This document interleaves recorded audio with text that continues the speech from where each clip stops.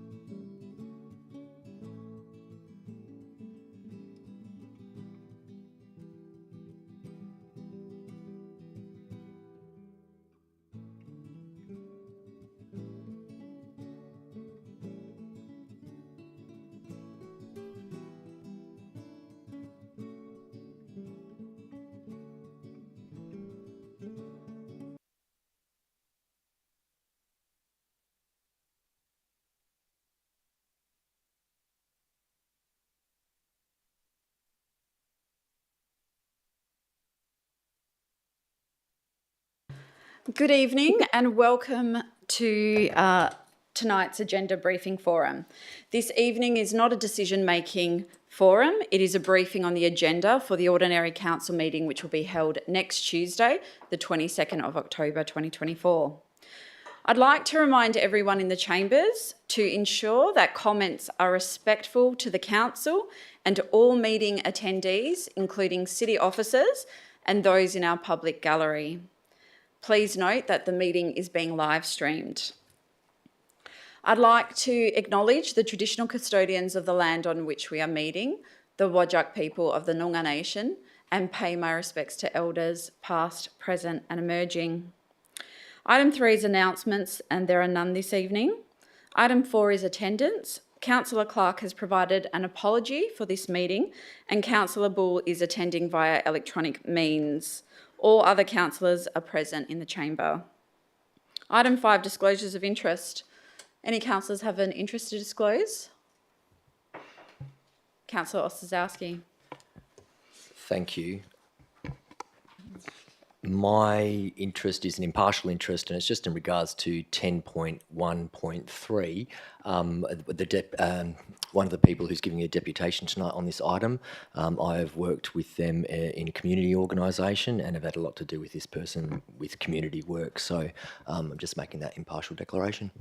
Thank you. Anyone else? Councillor Bull. Thank you. Yeah, I've got a few impartials as well. 10.1.1, proposed keeping and control of cat amendment local law. The local law refers to Gobber Lake, which is across from my house. The decision has already been made around Gobber Lake, and so therefore it's an impartial interest. There's no decision to be made in relation to it, and I'll stay in the room for that one. Then 10.1.2, consideration of Wowga advocacy positions, local government elections.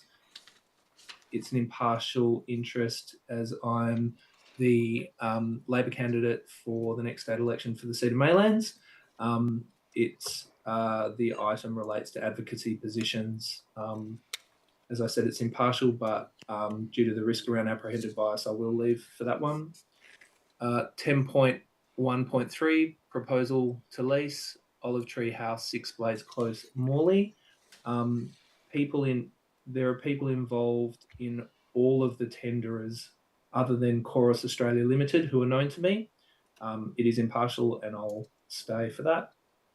And then 10.1.4, excision of reserve 15.178, Hillcrest Primary School for proposed bike path. I am a community representative on the Hillcrest Primary School Board. It is an impartial interest and I'll stay. That's it. Thank you. Councillor Ladder. I'll just declare an impartial on 10.1.3 as one of the applicants is known to me through my work as a councillor and the previous motion from last month, so I will stay in the room.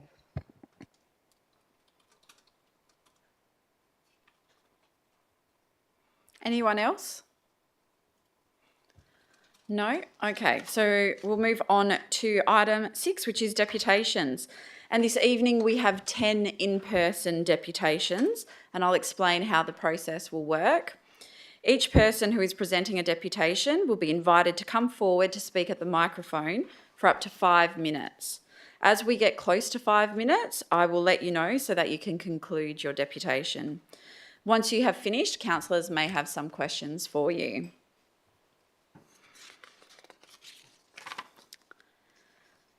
So when you come up to the microphone, please state your name and suburb.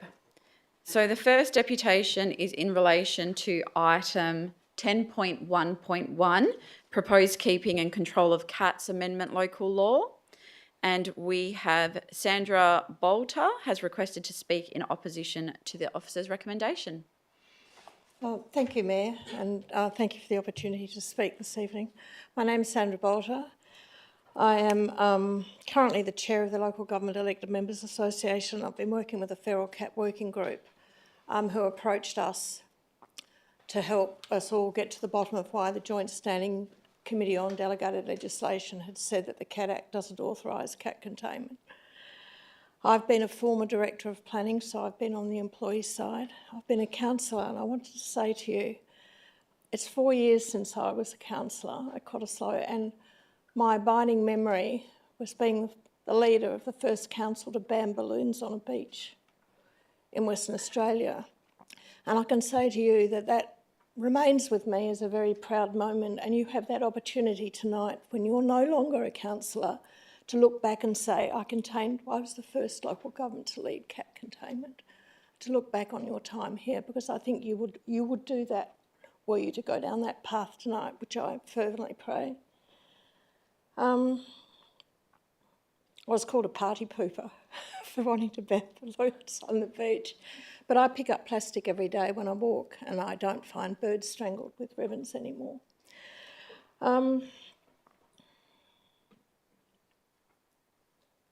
You have 4 distinct paths to contain cats. It is not only through the Cat Act. You can do it through your inherent power to make a local law without the support of other legislation. You can do it using the Cat Act, because I disagree with the Joint Standing Committee on delegated legislation that the Cat Act does not authorise cat containment. It does. And a very highly respected law firm, Gregory Castledine, have published an opinion that it does authorise the containment of cats. And I feel very upset and concerned for employees at local government, for councillors that might rely on the assertions in the annual reports from the Joint Standing Committee that the Cat Act does not authorise cat containment. It doesn't prohibit it, it doesn't require it, but it does authorise it. So you have your inherent power to make a local law to contain cats without any overarching legislation. You have the Cat Act. You have the Public Health Act. You are authorised to make public health local laws.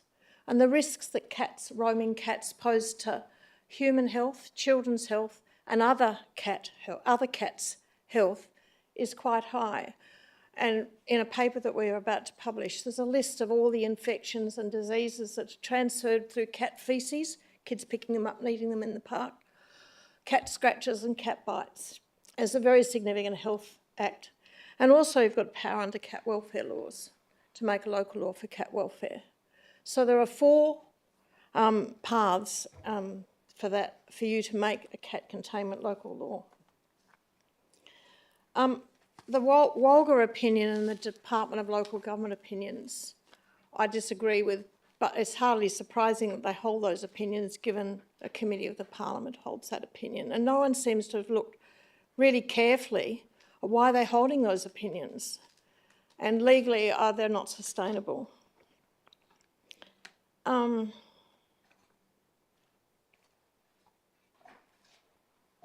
would like to remind you, in 2021, the Office of the Auditor General said of the Department of Local Government, they're not efficient or effective.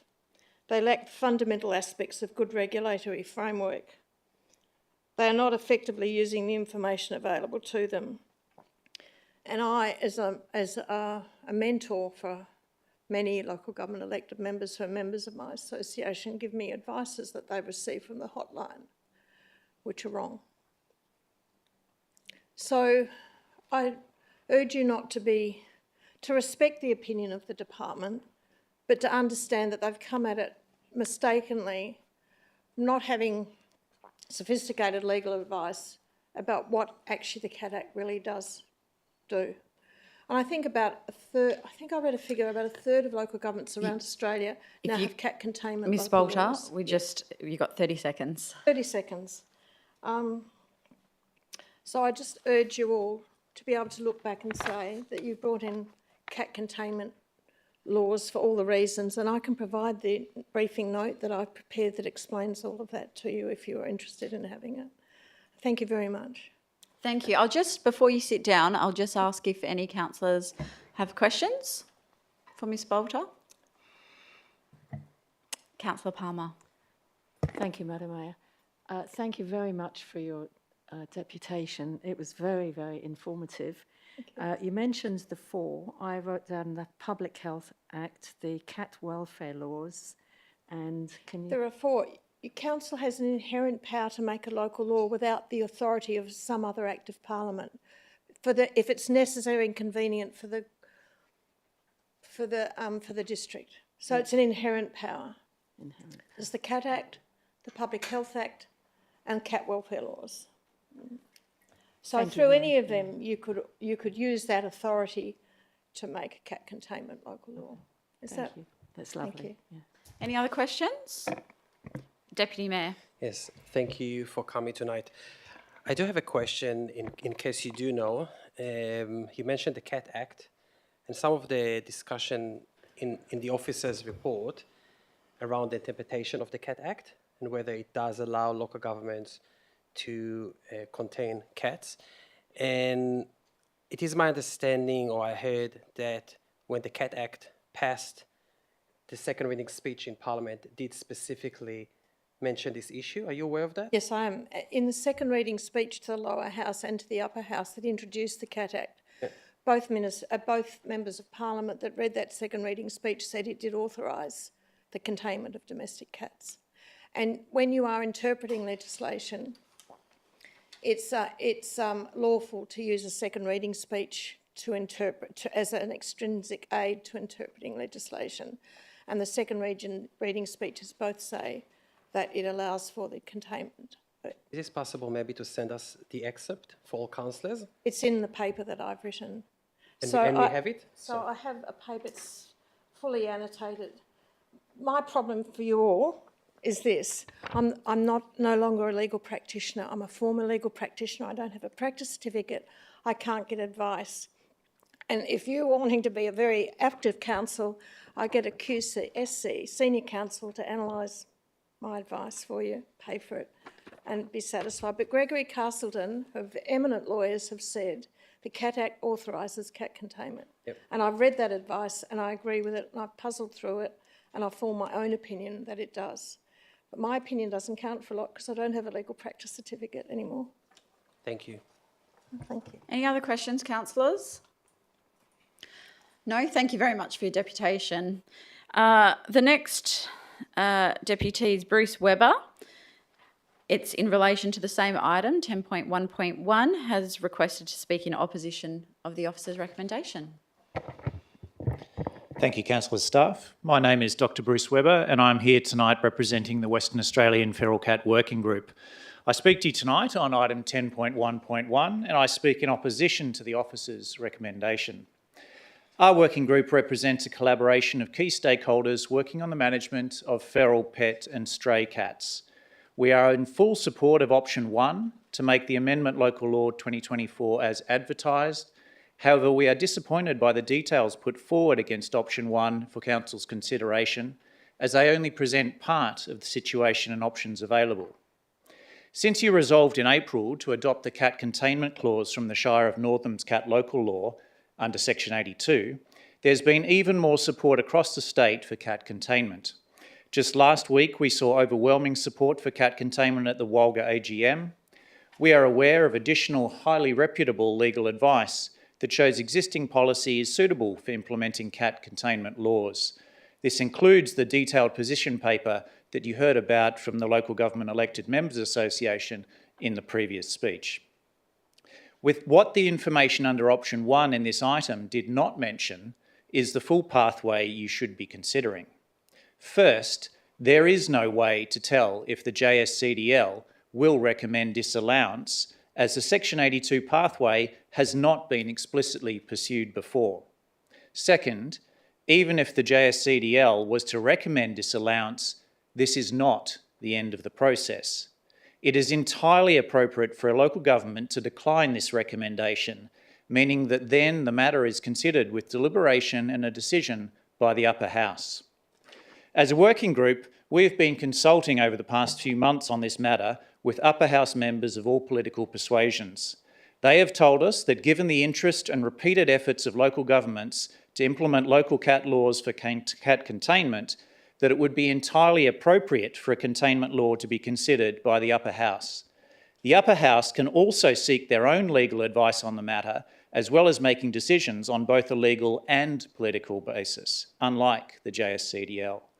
Upper House members want to engage on this issue in an open, accountable and transparent way.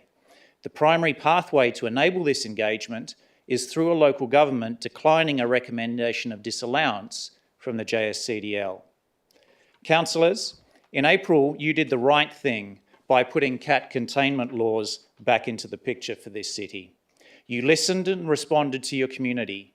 You based your decisions on the overwhelming evidence supporting cat containment as the right thing to do, and made local laws that, according to the state's leading legal minds on local government legislation, are completely legal under existing policy. As our working group advised in April, waiting for a review of the Cat Act is not the solution, despite what details in the item may claim. We all know that even if change came about from this review, if it ever gets underway, that it would not result in on-ground change until well after 2030. We also know that over this period here in Bayswater, the potential for tens of millions of wildlife deaths, thousands of roaming cats killed or injured, and ongoing impacts for human health is an outcome that you have direct control over in your decision on this item. Councillors, you have come so far in your leadership on this issue. We encourage you to stay the course and do what is right on this incredibly important matter. Continue with option 1, persist to get cat containment laws in place and see this process out to the end. Thank you. Thank you for your deputation. I'll just ask if there's any questions from councillors. No? Thank you very much. Thank you. The next deputation is in relation to the same item, 10.1.1. We have Jasmine Walker, who is speaking in opposition to the officer's recommendation. Jasmine Walker Maylands. Hello everyone, I'm Jazz. I am notably a terrible public speaker, but I'm here this evening to attempt to speak to you about my response to the opposition of the proposed Keeping and Control of Cats Amendment 2024 as a resident of this city, as a registered veterinary nurse and as a cat owner. So who am I and why am I here? Apart from my career in veterinary medicine, I've always been passionate about animal welfare and educating the community. I work as a registered veterinary nurse and cat welfare officer at Cat Haven, where we see up to 10,000 cats a year. I also work casually as a registered emergency and critical care veterinary nurse in a 24-hour hospital. And if my name is familiar, it may be because my partner and I are local pet sitters. So after considering the 4 oppositional submissions, all can be categorised into 2 main groups: financial concerns and concern for cat welfare, despite being lucky enough to live in a city willing to give catio rebates. Please don't forget that cat containment does not mean that you must build a catio or a cat run, nor do people have to run out and start building one right now. Cats do perfectly well indoors, permitting that their owners give them the mental stimulation and ongoing enrichment that they need. One of the things that I most commonly hear from cat owners is that their cat is too old to adjust to an indoor lifestyle. 3 of 4 of our cats were previously indoor-outdoor, and most recently, our 20-year-old has also become situated with the indoor-only life. It took 3 days to harness train her, and after about a week of taking her out daily, she no longer decided that it was hot property to leave the property. Having fostered nearly 500 cats, I know that it is not always this way. However, I do know that it is never impossible. And back to the topic of costs, between 4 cats over 6.5 years, I can gladly say that I've never had to pay for emergency veterinary care for something that was preventable. PetSure underwrites most pet insurance in Australia, and the data provided in these tables was sourced from their 2022 claims data. Personally, I would be much more concerned about having to quickly find a large sum of money to treat my pet for roaming, injuries incurred by roaming, than finding $500 or less for a catio over a 6-month period that I could be reimbursed for, or just not build at all. Moving on to cat welfare, it is no secret that the life expectancy of outdoor cats is 3 to 4 times lower than that of their indoor counterparts. The most traumatic cases that I've personally handled have always been a direct result of roaming cats, or cats being allowed to roam. So before I finish, I'd like to share the story of a few very lucky kitties that drive me to speak publicly, even though it's my worst nightmare, and continue educating people on the importance of containment for cat welfare. Oreo was only 8 months old when he was hit by a car and surrendered to Cat Haven by his owner because she could not afford the consequent care. Oreo spent 2 weeks of his time in Cat Haven's care with me and a further 2 months in the care of another foster carer who fortunately adopted him. The radiograph that the people that have my notes see, this was taken post-operatively. One shows what were deemed irreparable pelvic fractures, and 2 shows the femur after the femoral head was removed. This is a very common procedure that aims to restore pain-free motion in damaged hips or pelvises. Elvis was brought to Cat Haven at just 12 months old. He was found on the side of the road by a member of the public after being hit by a car. As you can see, his situation was dire. He had a fractured right femur, multiple pelvic fractures, and severe rotation of the pelvis. He was in Cat Haven's care for 4.5 months, 4 of which he spent with me. His owner never came forward, but he was eventually adopted on Christmas Eve. Finally, and apologies if I cry, Marlon, 2 years old, and Caramello, 18 months old, recently came into Cat Haven 1 month apart from each other, as sweet and affectionate strays who had both been shot. Due to shattered joints and diffuse bullet fragmentation, Marlon lost his right hind limb and Caramello lost her right forelimb. Both cats have since recovered from their procedures and thankfully have been recently adopted. These 4 cats were all socialised, meaning that they have been owned, and that none of these cats should have had to endure the pain, stress, and suffering that they have. I hope sharing these cat stories give perspective to opponents of these law changes and show everyone here that injuries like these are far from uncommon for pet cats allowed to roam across our state. If community members are concerned about the cost of living continuing to climb, then they should be even more concerned about paying for emergency veterinary bills than $500 for a catio. If they have the privilege of not needing to worry about the cost of emergency veterinary bills for their roaming cat, then they can afford to amend their property. And finally, if they're worried about their cat's well-being as they adjust to a contained lifestyle, then they should be losing sleep over their welfare whilst they still roam freely. I'll finish by leaving you with my safe, happy, healthy, and fulfilled indoor cats, whom I could never imagine putting at such unnecessary risk. Thank you for your time and consideration. Thank you very much for your deputation. I know that was difficult for you.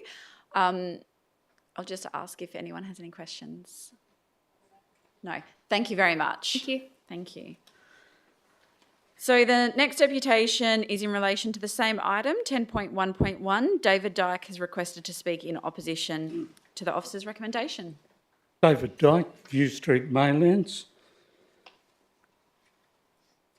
My recommendation is that Council adopt option 1 as the words adopted by Council and advertised to our community for consultation. It is extremely disappointing to see the recommendation undermine the Councillor vote and legal position to utilise Section 82 of the Cat Act 2011. In their recommendation to Council, it is not our job to double guess what the JSCDA will or won't do. It is disappointing that the JSCDL continues to apply a discretionary element to the law rather than apply the law. If there is a disagreement with the JSCDL, the WA Parliament has outlined a clear pathway to resolve that disagreement. We urge you to support a law that has the support of our community, is lawful, and remedies a clearly articulated issue of concern directly related to the welfare of cats, survival of our native animals, and the health of humans. The words advertised were a direct cross-referencing of the Shire of Northam and Shire of Narrogin local cat laws already adopted by the JSCDL, enabling us to use Section 82 of the WA Cat Act 2011. This then is in line with Council's previous vote of 2024 amendment local law to go out for consultation with community and as advertised. The advice received by our community from legal experts in local government is clear.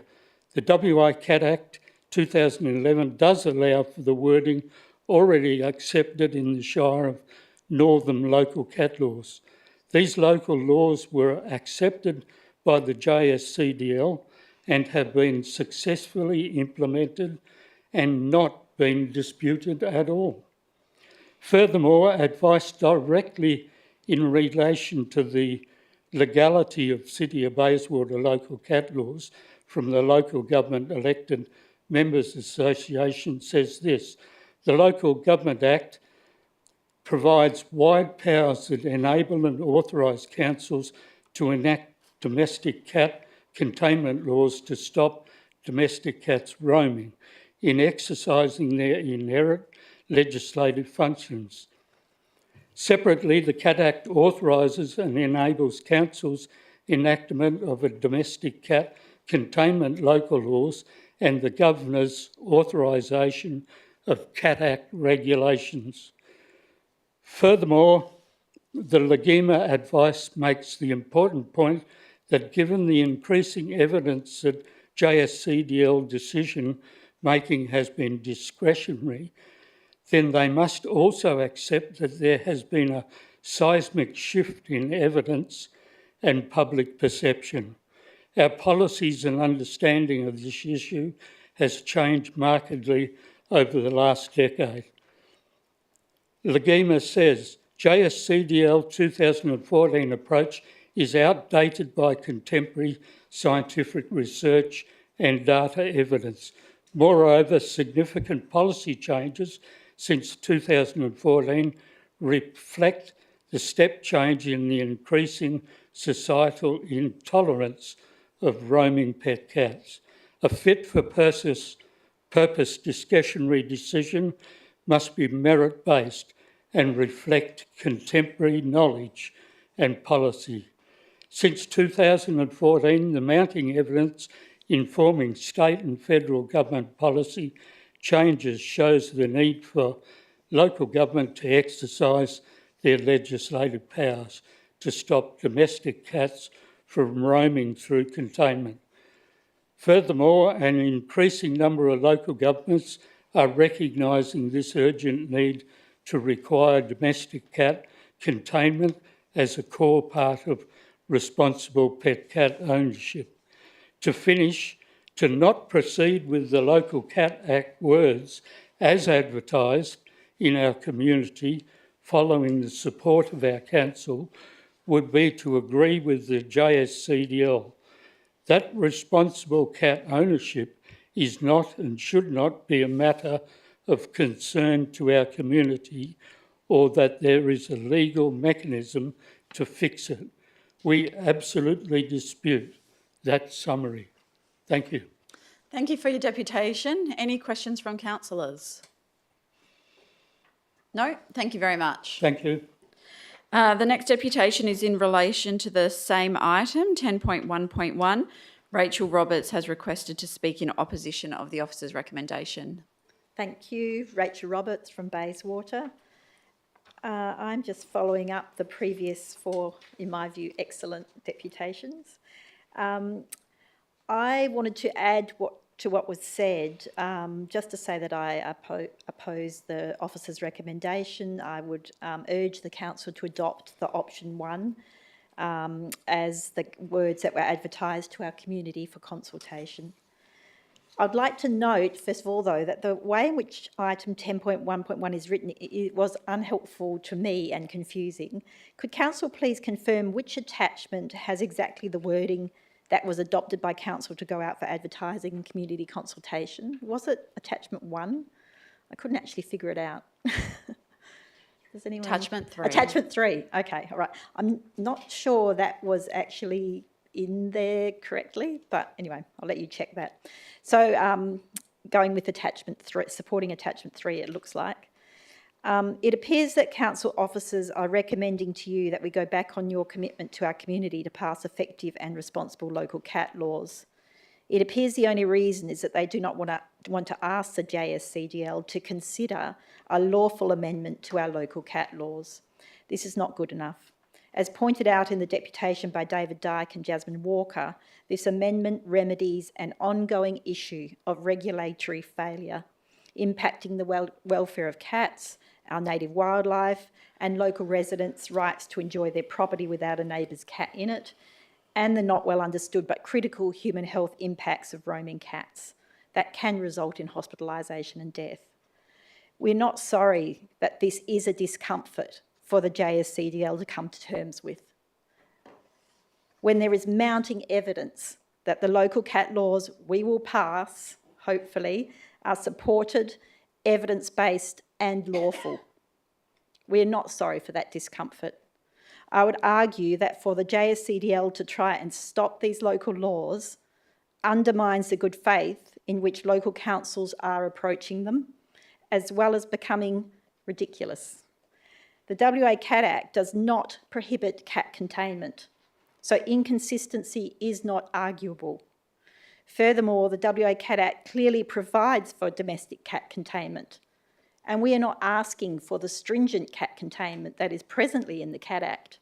We're asking for something softer, but it is already in the Cat Act. I sincerely thank the Local Government Elected Members Association for clearly outlining exactly what has changed in our understanding of cat management since the JSCDL first took the decision to oppose cat containment in local laws in WA in 2014. I would urge you to get a copy of the Local Government Elected Members Association document as soon as you can. I've listed from that document all of the changes since 2014, and I do hope you can read them. But it goes very much to the argument that if the JSCDL, and it appears that it has been using not just the law to make a decision, but some discretion, then it goes to this argument that there has been so much happened since 2014, including 2 local councils in WA having passed exactly the same law that we're passing. So I would urge you to read all of those that have come out of that advice. Thank you. Thank you for your deputation. I'll just, before you sit down, ask if there's any questions from councillors. I actually have a question. Yes. I think you touched on a point. You used the language lawful amendment. Mm-hmm. I think that's what it's coming down to. Mm. So my question is, for you to say it's a lawful amendment, where are you getting that from?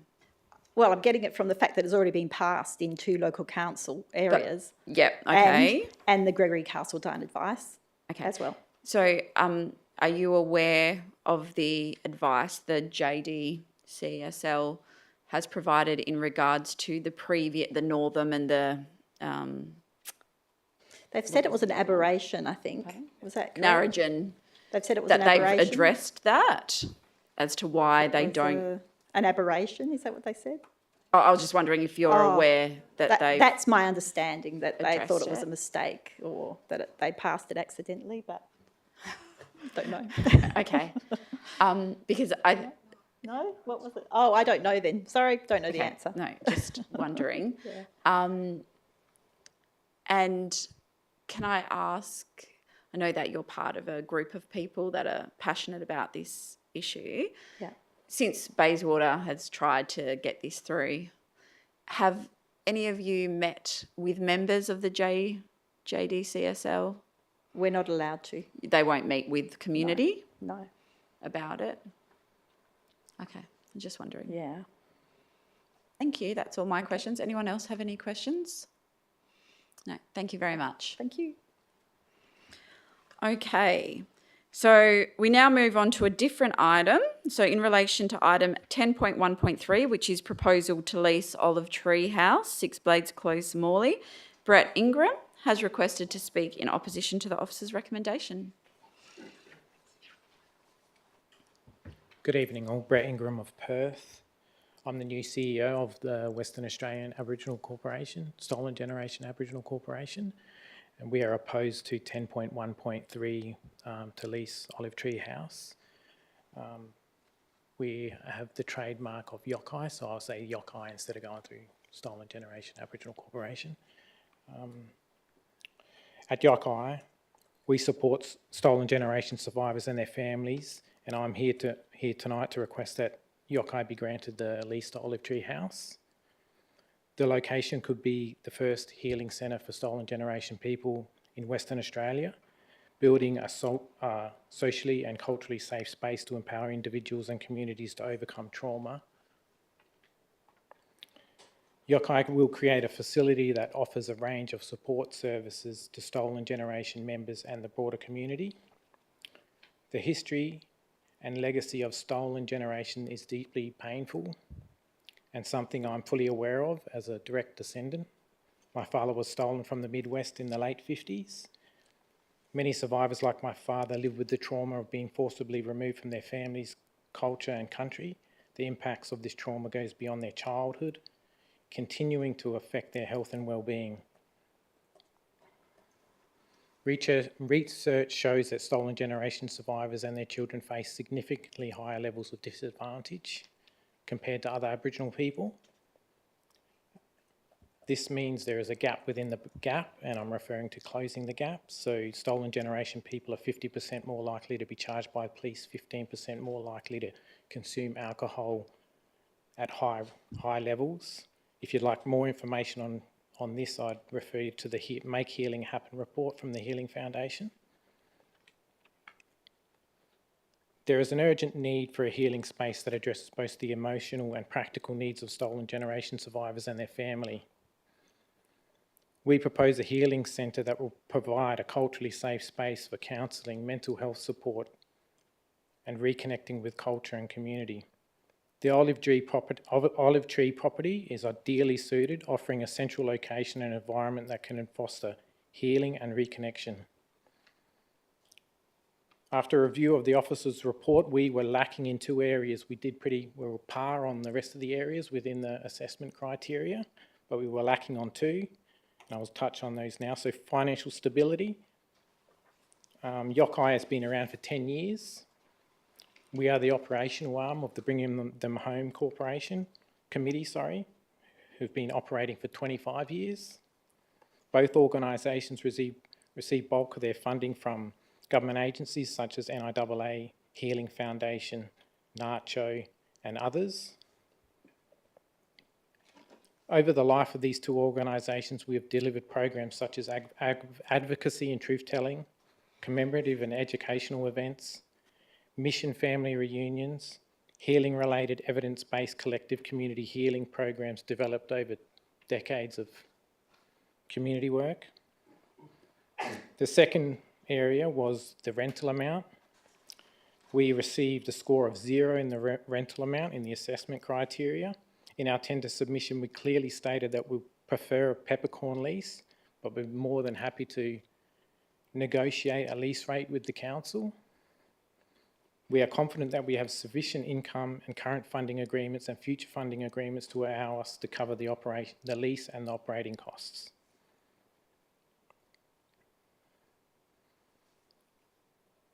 It is very clear that this is where healing needs to happen, at the level of our elders, who are the custodians of culture and knowledge, yet despite this clear necessity, the support systems currently in place are inadequate.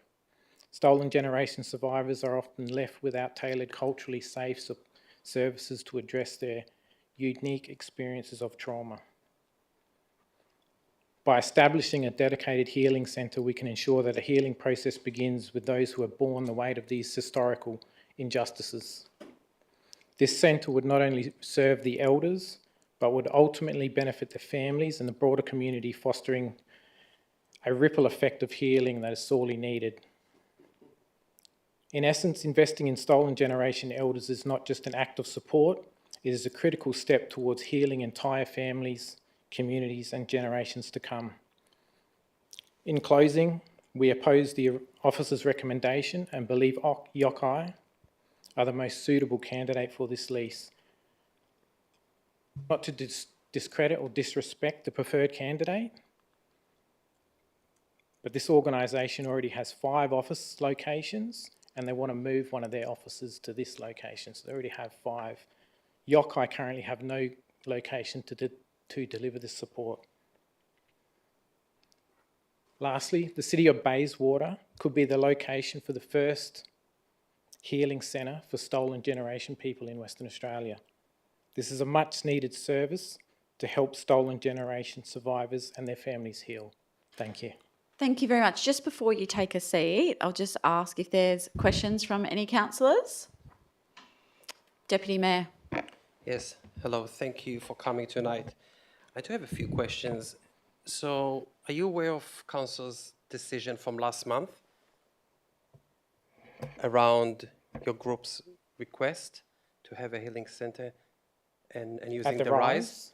Yes. Yeah, so how that decision that Council made last month correspond with? So the RISE is this? only 1 day a week for Yeah. 4 hours. This location would give us a full-time healing centre where we can actually deliver the services that are needed. Having the RISE is great, and we are very grateful for that. We're very thankful, but we believe there is such a need for a full-time healing centre such as this, and that's why we're Okay, here. so it's not a request to have both of them? If you If we were to get this, we wouldn't need the RISE. Okay. But we're grateful for the opportunity. I'm not saying, take the RISE away. I'm just, So I just have a follow-up question, sorry, because we did get the deputation just last month from Jim Morrison from your group, Yes? who asked us to support the proposal to allow you to use the RISE. And Yes. at that stage, it from what I understood, that was the solution to this issue, but I supported it. But I'm trying to understand why we were asked to support that if now we have this request. So I'm trying to understand how those, because it only happened last month, so I'm trying to understand how those both requests align together at the same time. Yeah, we would prefer this location where we can do it full time and do what we need to do and support our community members. So Thank you. Any other questions from councillors? I just have one, and I don't know if you have this information off the top of your head, but I just wanted to know, given that Yokai have been providing these services for a while, do you know how many of your clients are City of Bayswater residents? no, What I don't percentage? Sorry, I don't have that number. You don't have sorry. that number. No. Okay, thank you. Thank you very much. I know there's around. Oh no, I don't want to say the number, but there's a fair number of Aboriginal individuals within the council area. That's for sure. Within the City of Bayswater. Yes, correct. Would you have that information if we wanted to find could that out get- before yeah. next week? I'm pretty sure it's in your RAP document. That's I was- all Aboriginal people, but for us, That's all. We know the Yeah, percentage of all Aboriginal people. I wanted to know the percentage of our your client clients. base. We could possibly get that. Yeah, Right. Thank you. thank you. Any other questions? No. Thank you very much. Okay, the next deputation is in relation to the same item, proposal to lease Olive Tree House, 10.1.3. Fjorda Kuhl has requested to speak in opposition of the officer's recommendation. Good evening, everyone. My name is Fjorda Kuhle and I live in Morley.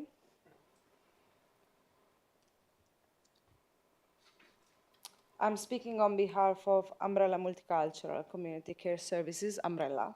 Sorry, do you mind just using the Yeah, microphone? sure, sorry.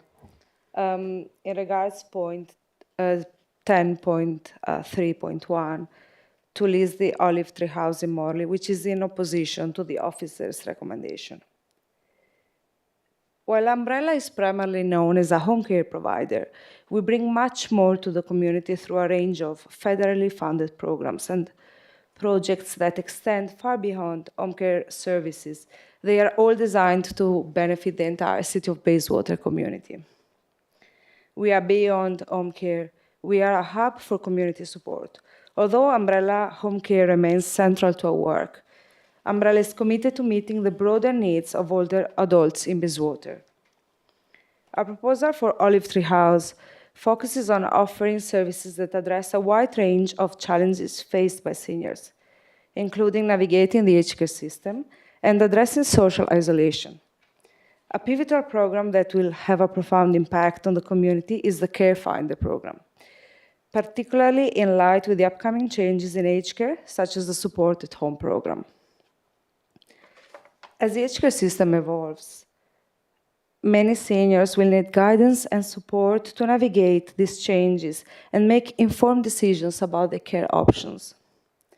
Through this program, we help older adults understand and access the services available to them, empowering them to choose the providers that best meet their goals, needs, and preferences. We do not refer clients to Umbrella, as this would be a conflict of interest for us. Instead, we ensure that all seniors are well informed and supported in making independent choices that align their personal circumstances. This makes Care Finder program a critical resource for the entire Bayswater community. One of our key objectives is to address the issue of social isolation among seniors. Through the Community Aged Care Visitor Scheme, we connected isolated seniors with volunteers, often pairing them with those who share the language and cultural background. This program has a tangible impact on improving mental health and well-being and fostering meaningful connections and reducing loneliness. In addition to aged care services, Umbrella offers technology support programs to help seniors stay connected in the digital world. These one-on-one support sessions are open to all members of the community and focus on improving digital literacy and access essential online services. We are also very proud to offer a multicultural library with hundreds of books in various languages, providing seniors the opportunity to stay connected to their cultural heritage while enjoying a welcoming, inclusive space. Olive Tree House is a hub for the entire community. Our vision for Olive Tree House is to transform it into a vibrant community hub, where seniors and their families are not only access to support, but also to connect with others, learn new skills, and engage with their cultural backgrounds. It's important to emphasize that the services we offer, such as the Care Finder program, the Community Visitor Scheme, technology support, and the Multicultural Library, are designed to benefit the broader community. I would also like to highlight that we are the only one provider in WA that provides nationally accredited to provide services for the LGBTQA+ communities. By allowing us to list Olive Tree House, the City of Bayswater would be making a powerful statement in support of marginalized communities. This would demonstrate that Bayswater is an inclusive, welcoming city, embracing all cultures, backgrounds, and genders. It would be a step towards fostering diversity and accepting across regions. In summary, Olive Tree House will be much more than a base for home care services. It will be a vital resource for the entire Bayswater community, especially as we prepare for the significant changes to aged care and the Support at Home program. Umbrella is committed to ensuring that seniors are supported, informed, and engaged as they navigate these transitions.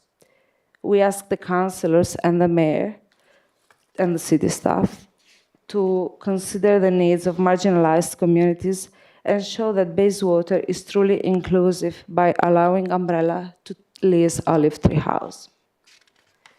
Thank you for your time. Thank you for your deputation. I'll just ask if there's any questions from councillors. Councillor Johnson. Sorry, thanks, Yorda. I just had a general question, actually. Was as part of this process, did your organisation have a chance to look inside and see if that would be a good fit for you? Yes, we did. So, as I said, we have had a look inside, and the reason why we are looking for another building is because we currently have two offices. One is based in Ascot, the other one is based in Belmont. The one that is based in Belmont is been, it will be sold very soon, so it's for sale. and we need to relocate. So we will be only moving a few programs, and these are the ones I mentioned in the deputation, such as the Care Finder, the Community Visitor Scheme, and the library, which are the ones who benefit the community and do not bring an interest to Umbrella as the provider. So those 3 programs will be fitting in there. Deputy Mayor. Thank you for your deputation. Does Umbrella currently operate from or at the City of Bayswater? Half of our clients are currently living in the City of Bayswater. What we do, we pick up clients with the buses, and we are currently taking them in Belmont, which is our current, bigger office, where they have morning tea, they spend the day together, and then they go out for outings.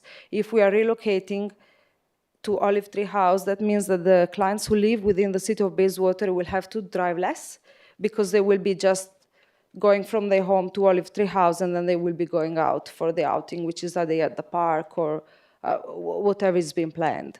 So it will benefit the clients for sure. And when you said half of your clients live in the City of Correct. Bayswater, what are we talking about? We have 800 clients currently. 400 of these live within the City of Bayswater. Thank you. Any other questions? Councillor Eveson. Yes, thank you for your deputation. Where did the other half come from? City of Vincent.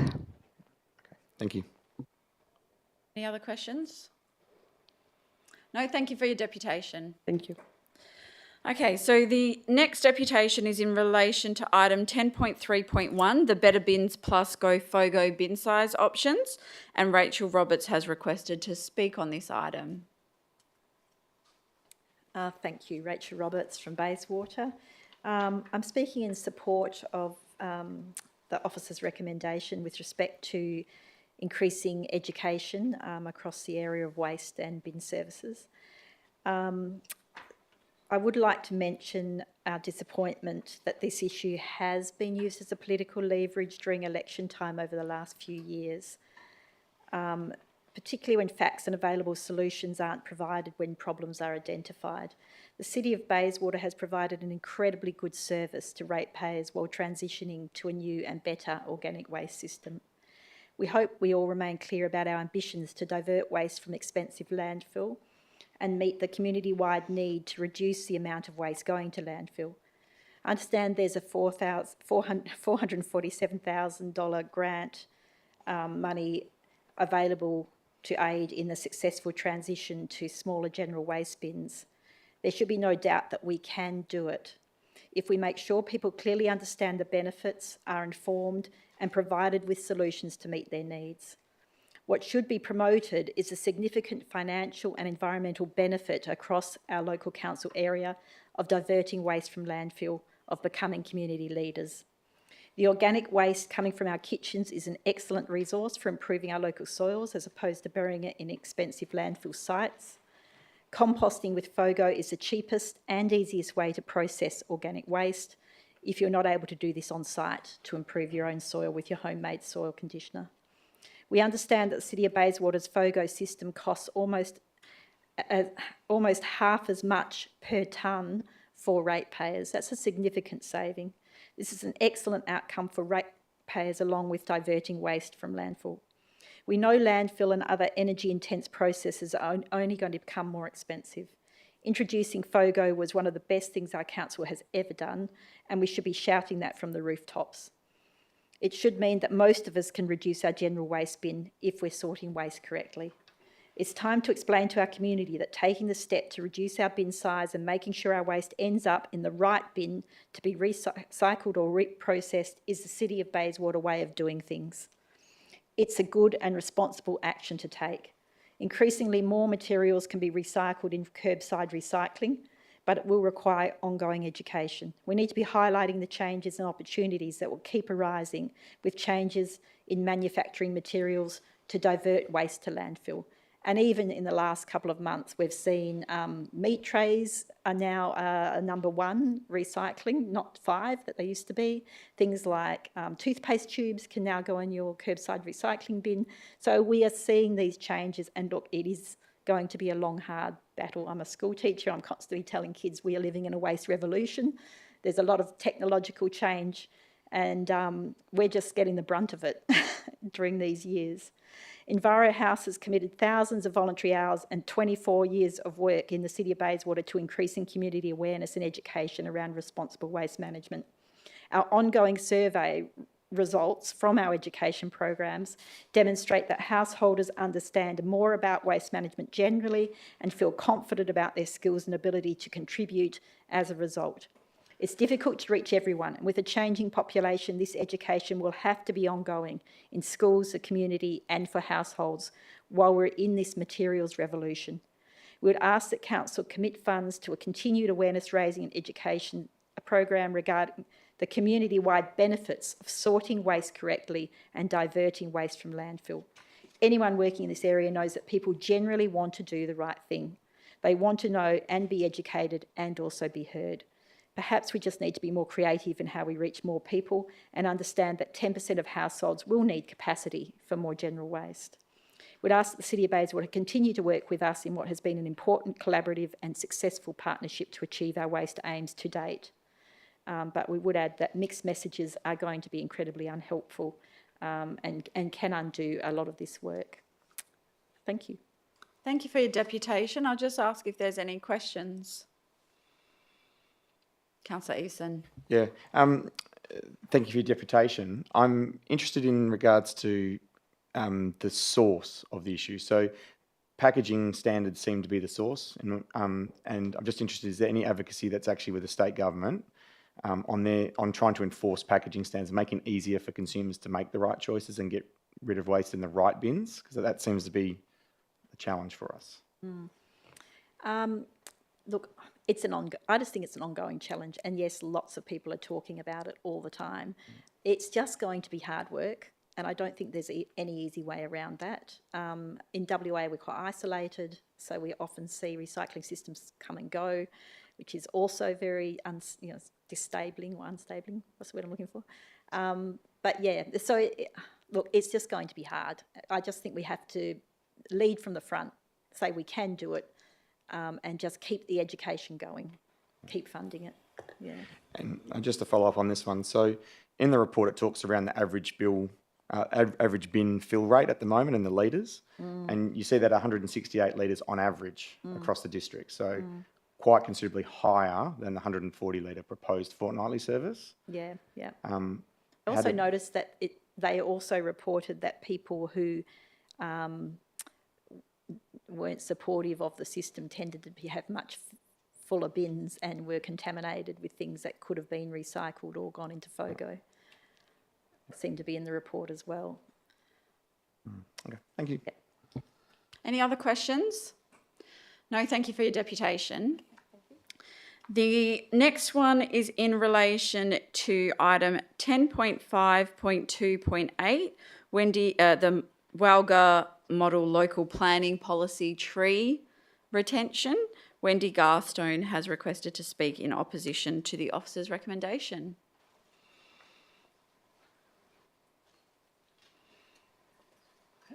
Good evening, everyone. Can we take a moment to look at how far we've come? Sorry, if you just mind stating your name and suburb. Wendy Garstone, Maylands. I was wondering if I could start by, could we take a moment to look at how far we've come in the last 10 years in regards to the urban forest. The last decade has seen a huge body of work carried out across Perth's local councils by councillors, officers and the community to improve the urban forest. This has been in response to the shocking statistics on tree losses from private property to make way for infill housing. I've seen Bayswater as being proactive and creative, often leading the way. Achievements include many, the adoption of an urban forest strategy, creating robust tree policies, employing a city arborist, Enviro House education programs, including just mentioning financial value of trees within various reports. Consideration of a tree champion program at the moment, building larger team of tree officers, aerial surveys of tree canopy and purchase of technology to map the city trees. The community has many people who have contributed to this body of work. that can't be here this evening, but trust me, I think there is a strong expectation that the city will continue on with this this progress in meeting the challenges of our urban forest. So, could the City of Bayswater keep evolving in the management of the urban forest to keep reflecting the challenges from the environment, the development, and the polyphagous shothole borer? Perhaps we could look at moving from being a garden city to a tree city. So the tree protection policy that's under consideration this month will not be perfect or amenable to everyone by any means, but it is a step forward, and if not this, then what? Homeowners have been required to adapt to change as decided by local and state governments since houses were first constructed in WA. Banning wells for drinking water, requiring connection to mains water, connection to deep sewer, pool fencing, underground power, banning incinerators, broadband. Each change brought resistance and a financial cost to homeowners and a health and safety benefit. Conditions have changed. Let's not waste time arguing about issues such as owners' rights when owners have always had to adapt to changes deemed as necessary for health and safety. Why not make this decade one for working with homeowners to increase tree canopy on private property? Next point is, could we be less precious about our own property? Something to think about as part of moving towards a 30% canopy cover, and I drop in 30% because I know our target is 20%, but 30 is what health experts deem as being required for a livable space. There are numerous examples around the world where private land is a shared space. Sure, that might be farms in Scotland, etc., but there's other examples as well. Imagine if instead we saw ourselves as stewards of the land, looking after the trees on it for habitat and for the next homeowner. And so in talking about this tree policy as being part of a continuum of City of Bayswater keeping up with the challenges, maybe even start to look towards what would happen after that. Maybe if there is a clear divide between two areas in the City of Bayswater, then maybe two policies and test the livability of each area in 5 years' time. I know that's not practical, but will the future see homeowners retrospectively required to plant and maintain a medium-sized tree in each and every yard as a way of contributing to livability? Perhaps with assistance from council officers on species selection and location. Could the future see owners required to run an irrigation line to their verge tree? So I hope to see a focus on creative solutions for the problems we have rather than a focus on protecting individual property rights. There are precedents already in WA about trees on private property. Ms Garstone, you've got 30 seconds. Okay. Policy and law that considers tree amenity on private property is not new in WA. Farmers, new home builders, commercial and industrial developers are all required to adhere to environmental or planning requirements regarding tree amenity. I think a tree protection policy for the City of Bayswater is the next step for the city. Thank you. Thank you. I'll just ask if there are any questions. Deputy Mayor. Thank you for coming tonight. So it said that you are speaking against the officer's recommendation. So So to be honest, I'm not clear on the recommendation. So the recommendation is to adopt WELGA the WELGA model policy. From what I understood from you are supportive of that policy. I am. So are you? So it's not correct that you're against the officer recommendation? That's right. It's not correct. So in my deputation, I did say that I speak in support. So apologies. Sorry, Deputy Mayor. Sorry to interrupt, but the recommendation isn't to adopt, or it is. It's that council considers. Yeah, of course, but from what I understand, the deputy supports that. Considers, not adopts. Yeah, you use the word adopts. Okay, but from what I understand, this is what. And that was part of my confusion. I think there is a problem with the deputy list. This is what I'm indicating, because from what I heard now, it says here that the deputy is not in support, and from what I understand, the deputy is in support. I I am in support of the Walga Model Tree Protection Policy as per what I wrote in my deputation. So just if governors, I don't know if this governors would like to fix that. And I think on the cover page of the deputation list, it said that I'm not in support. Yeah. And it also didn't include this document in the deputation document, hard copy for everyone. We can. Just do we need to clarify that? If Through you, Madam Mayor, if the member of the community says that she's either in support or not in support of the officer's recommendation, then we'll take it what she is saying. In support. Is this another follow-up? Is this the same, you think, position of Ms. O'Rourke, who also wrote that she is not in support? I think so. Yes, because in her Okay. deputation she does state that she's... That's what I understood, but yes, okay. that's right. Thanks. So just to the governors, thank you. That's it. Okay. Any other questions, councillors? Councillor Oss is asking. Thank you. Thanks for your deputation. Just towards the end of your deputation there, you said that we shouldn't be looking to protect private property rights. We need to come up with creative solutions for trees. Can you maybe suggest to us some creative solutions where people's private property rights are protected? So some creative solutions that would encourage private property owners who are responsible for their property to plant trees, to retain trees. Can you provide some creative solutions, please? Yeah, incentives and maybe support people who are getting elderly and find that a tree that they've managed the leaf and flower drop for many years is something that they just cannot manage. Maybe a volunteer, support either from council or volunteers in helping people like that. I think it would be very onerous for people in that situation to be saying you can no longer cut the tree back to a manageable size.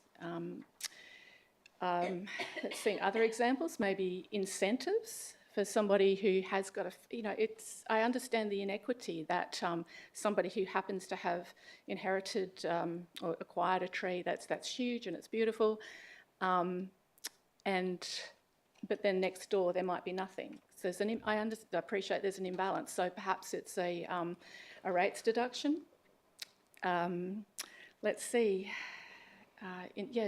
incentives.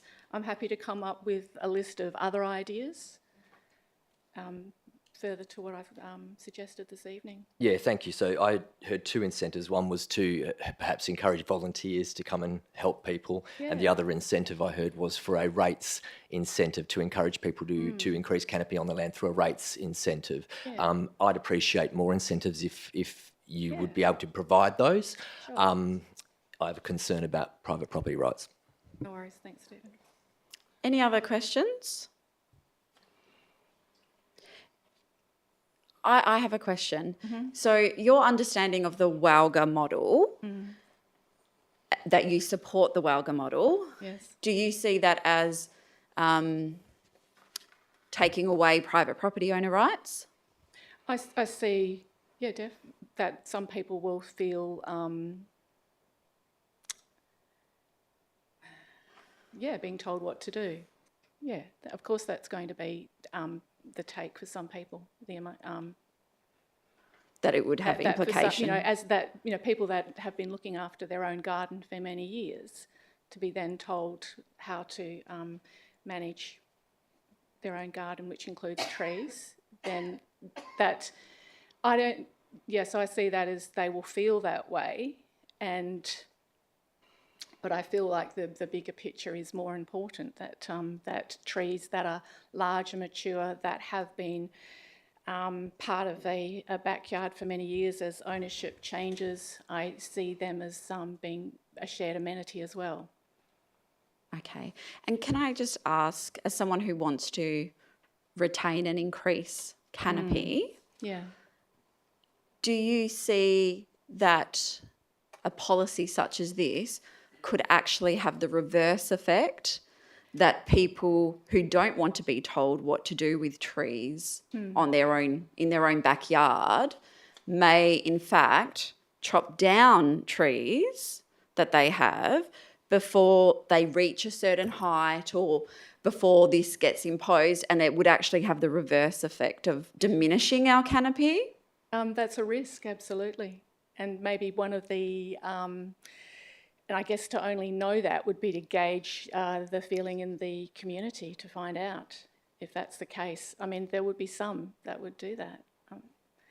And sorry, I just lost the train of thought there. I mean, and that's why the idea of like it's great that the council is already offering plants to people, like trees for their yards. So it's a part. It's also the education aspect of saying, you know, if you haven't got a tree in your backyard, then maybe it's time. Okay. And, you know, would you like to plant one and sort of help increase the urban forest so we can reach our target in time? So I sort of see it as a education thing for encouraging everyone to be part of increasing the urban forest. Councillor Osdowski. Thank you. Towards the beginning of your speech, you mentioned the things we already have to do on our private properties, like in terms of sewage, etc. Are you able just to list those out for me again, the ones that you mentioned in your yeah, please, just in your deputation? Yeah. So I believe there was a section that you read out, yeah, like so, swimming pool fences. Yeah. Just banning wells for drinking water. That list, requiring connection to mains water, connection to deep sewers, pool fencing, underground power, banning incinerators, installing broadband. Okay, thank you. That's Okay. I can work with that. Thank you. Thank you. Ta. Any other questions, councillors? No? Thank you for your deputation. The next one is in relation to item 11.1, notice of motion, Councillor Josh Eveson, construction of a concrete path, Illingbridge Street, Morley. Hayley Priestley and Vince Vinciulo have requested to speak in support of the motion. Looks like I've been left hanging. So I'll just get you to state your name. Deposition. And it's your Hayley suburb. Priestley, and I'm here on behalf of some of our neighbours. And so you're from which suburb? I'm from Morley, Thank and you. the deposition is regarding Illingbridge Street.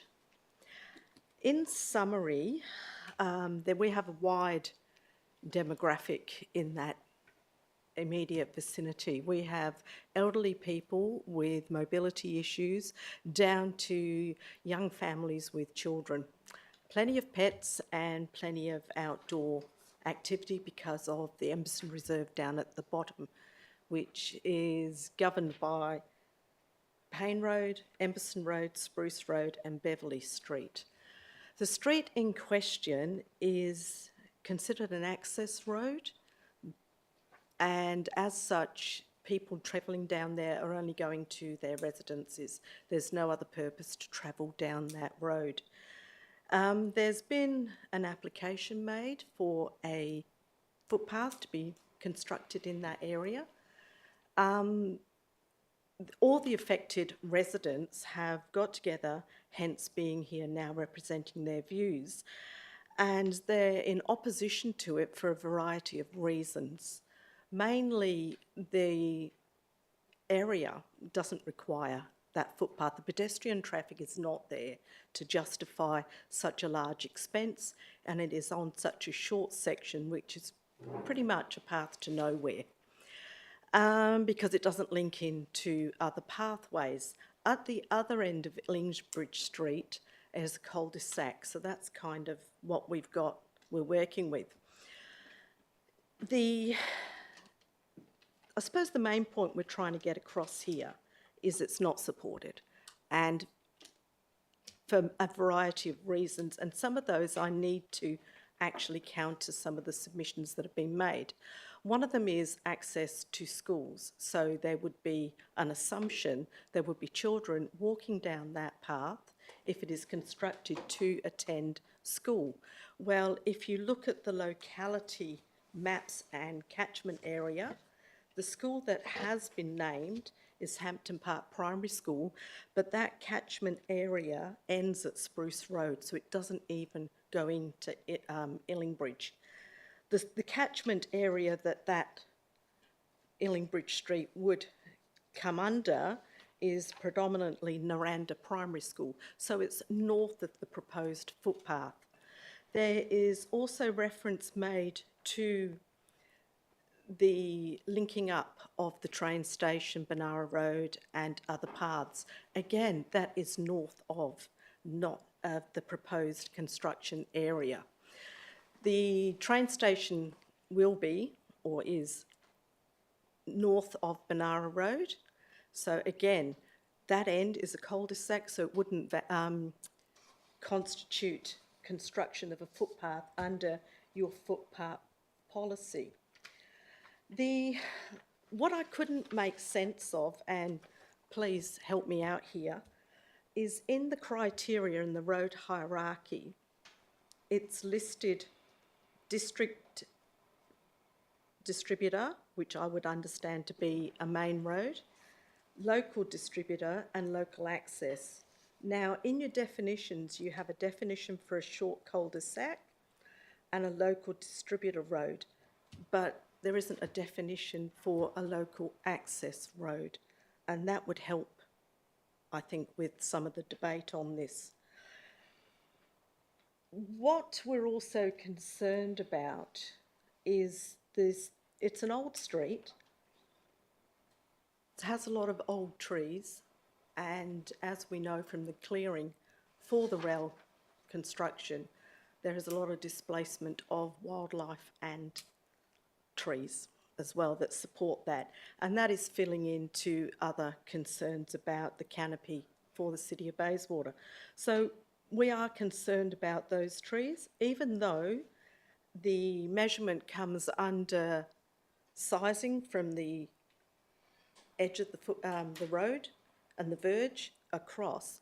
It could possibly be done with less damage, but the construction materials are problematic, and we also know that when the roots come through, it does lift the concrete and it causes secondary problems.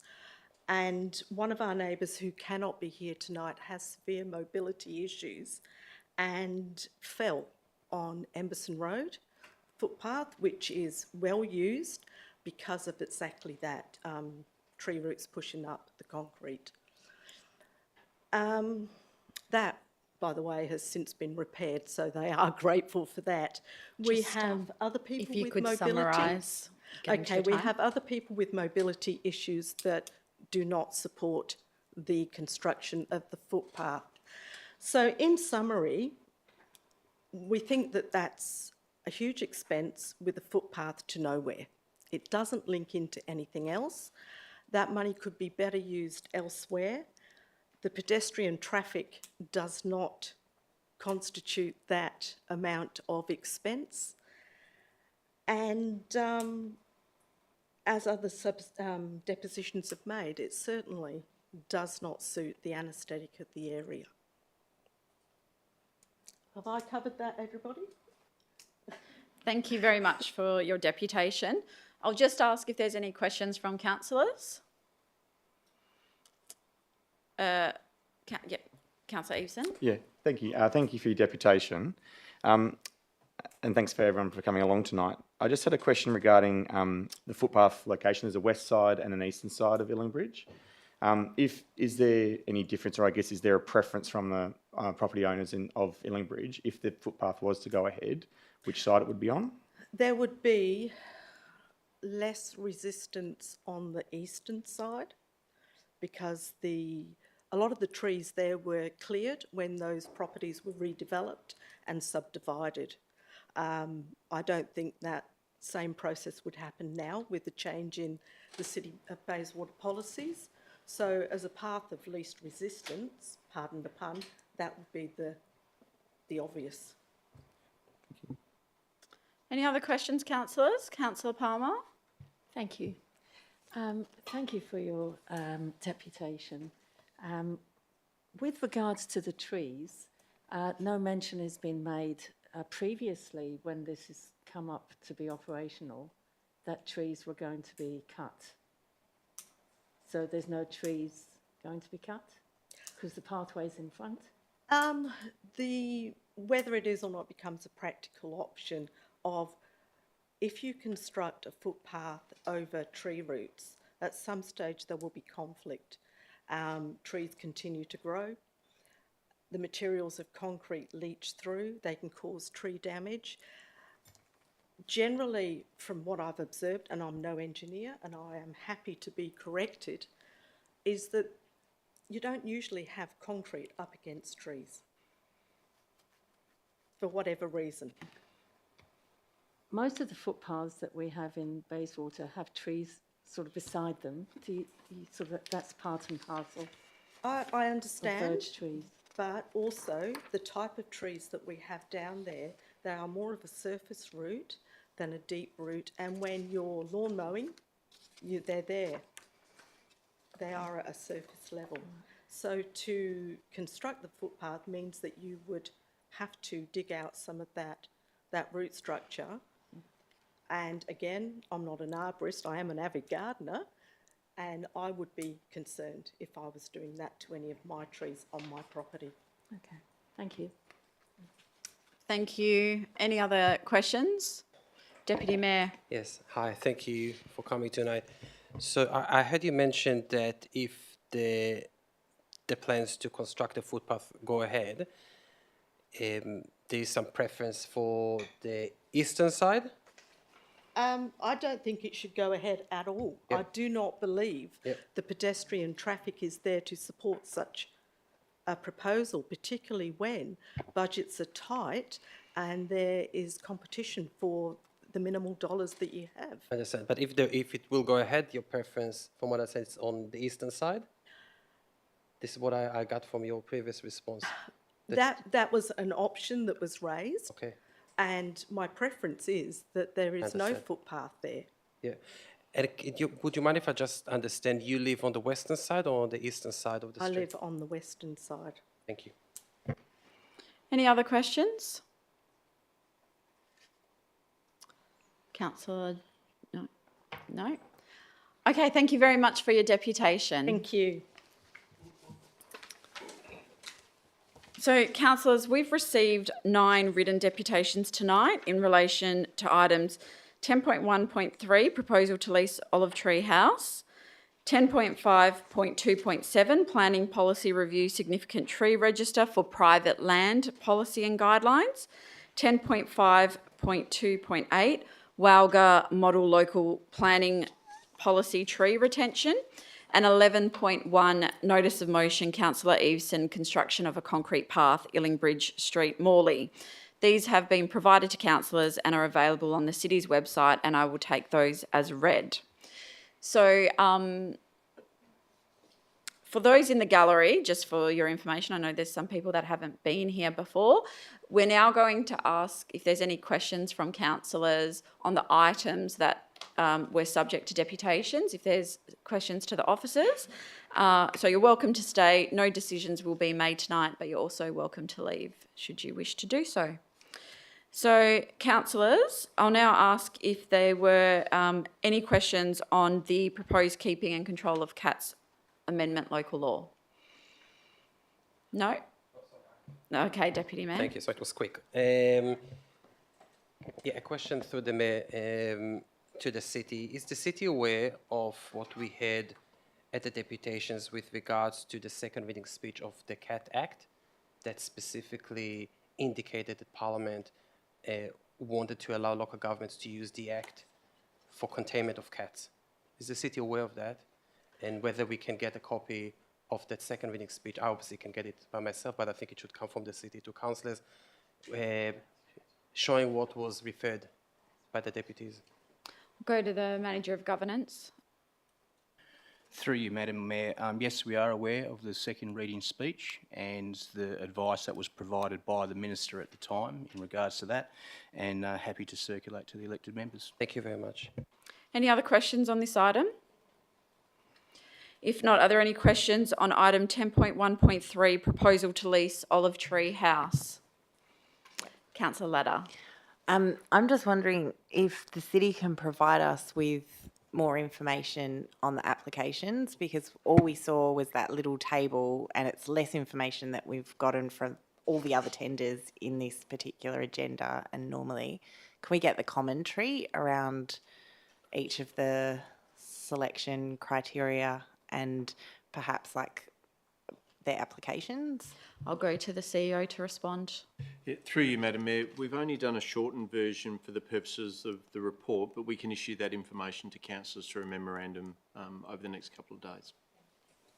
Any other questions on this item? Councillor Sutherland? Can I just ask, it authorises the to lease it to the Multicultural Services Centre WA. Yeah, just everyone, just be careful with this item. There's confidential attachments, so just make sure you're not referring to any of the confidential attachments. That's I'm just giving it as a reminder. I'm just asking, don't we already have one of these in Morley? Like, isn't there the Multicultural Service Centre in Morley already? Not sure. I'll go to. Notice, no, Well, We'll take it on notice. Okay. Any other questions on this item, Deputy Mayor? Yes, with regards to the assessment criteria that the city included in this assessment, does the city consider as one of the elements the issue that we had from one of the deputies with regards to some organizations that apply, they already have other venues, or they have a lot of other venues and they want to expand, versus those who do not have venues or do not have any venue in our area? Is this something that is being considered as part of the assessment criteria? I'll go to the CEO to respond. Through you, Madam Mayor, that criteria is not part of the assessment, Deputy Mayor. Okay. So, can it be considered as for future purposes from the city, if they consider if there is merit to include it? through you, Madam Mayor, if council wishes that to be a criteria going forward, then the administration can certainly include that for lease applications going forward. Thank you. Any other questions on this item? If not, are there any questions on item 10.3.1, better bins plus GoFogo bin size options? No. Any? Oh. Sorry, I did press. Okay. I do have a few questions. So the report refers to the exemptions provided by the West Authority, which refers to in DI on page 44. One of the exemptions is to large families, and my question is, what large families account for? How many? What are we talking about? How many kids? How many? I'll go to the the director to respond. Yeah, through the chair. My understanding is that it's 5 or more, but I will clarify that and provide that information before the council meeting. Thank you. Another question. If council supports the officer's recommendation, I'm trying to understand the chances to keep the grant that we already received, the $450,000. So if that is what council supports, what the chances are to keep the grant?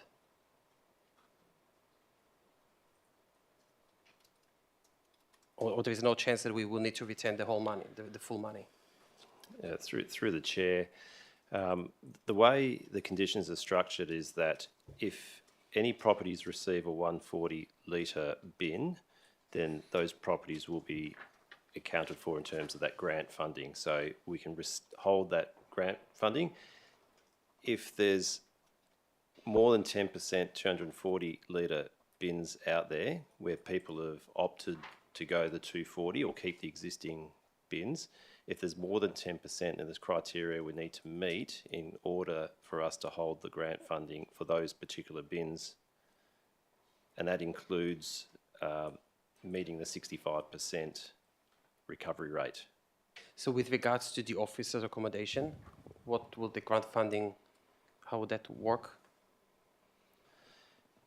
So in terms of the officer's recommendation, it is actually recommending that we undertake further education, and that the purpose of that is to actually reduce the amount of volume in the 240 litre bins that are currently being experienced.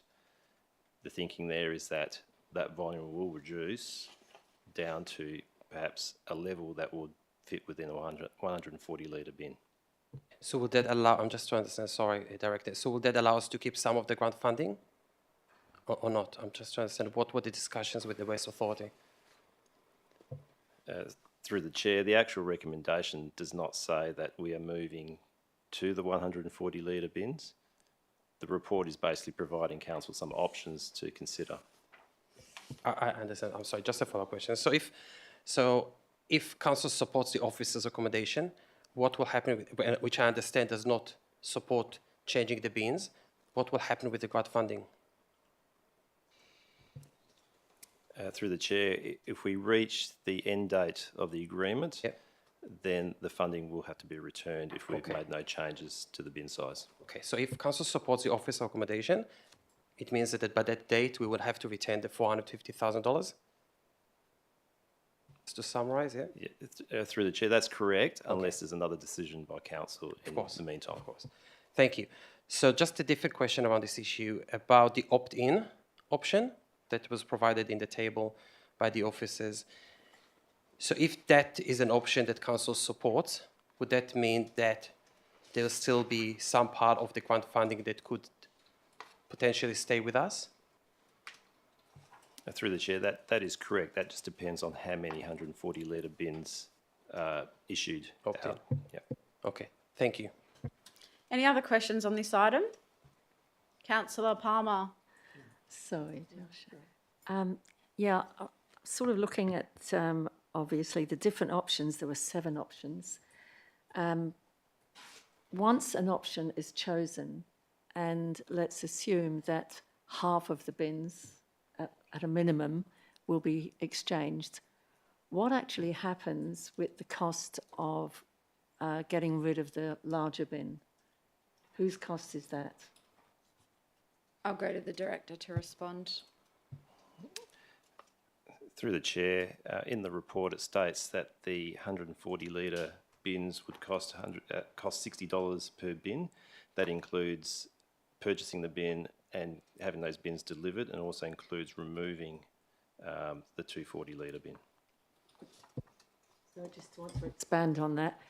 Once we get rid of it, does it go back to Cleanaway, or is it something that we have? Is it our responsibility to get rid of those bins, the 240 ones?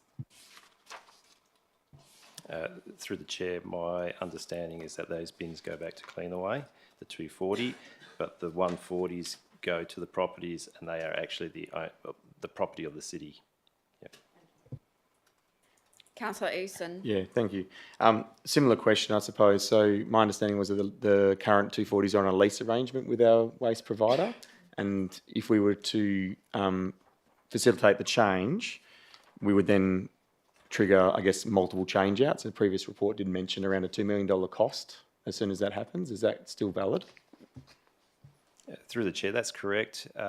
If we make any changes to the bins, it does trigger a clause in the contract that says that we need to purchase all the bins from Cleanaway. Cool, thanks. So just to clarify, we would touch a bin and trigger a $2 million cost for a grant that was $450,000 approximately. I'll go to the director. That's correct. Any other questions on this item? Yeah, Councillor thank you. Johnson. So it's not clear to me. So if we adopt the recommendation, are we committing to any of those options? What can I just someone That's please up to council. outline like the decision-making points that we have to go through to make these changes? Is this decision would be making next week bind us to something in years to come? Or can someone please just outline a timeline, please? I'll go to the director.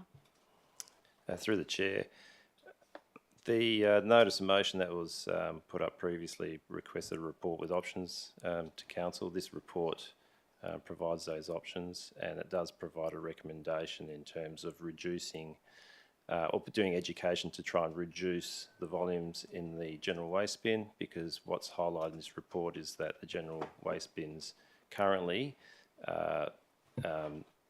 on average, there are about 168 litres is being used out of the 240, which is greater than 140 litre bin capacity. So what we're asking is to continue an education process to bring those volumes down. And if those volumes come down, there's an opportunity to have a look at the situation again in future.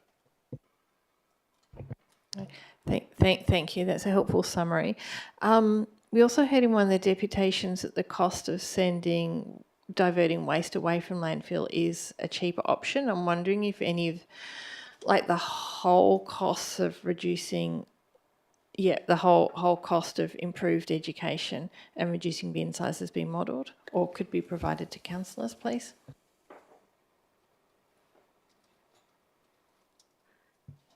Through the chair,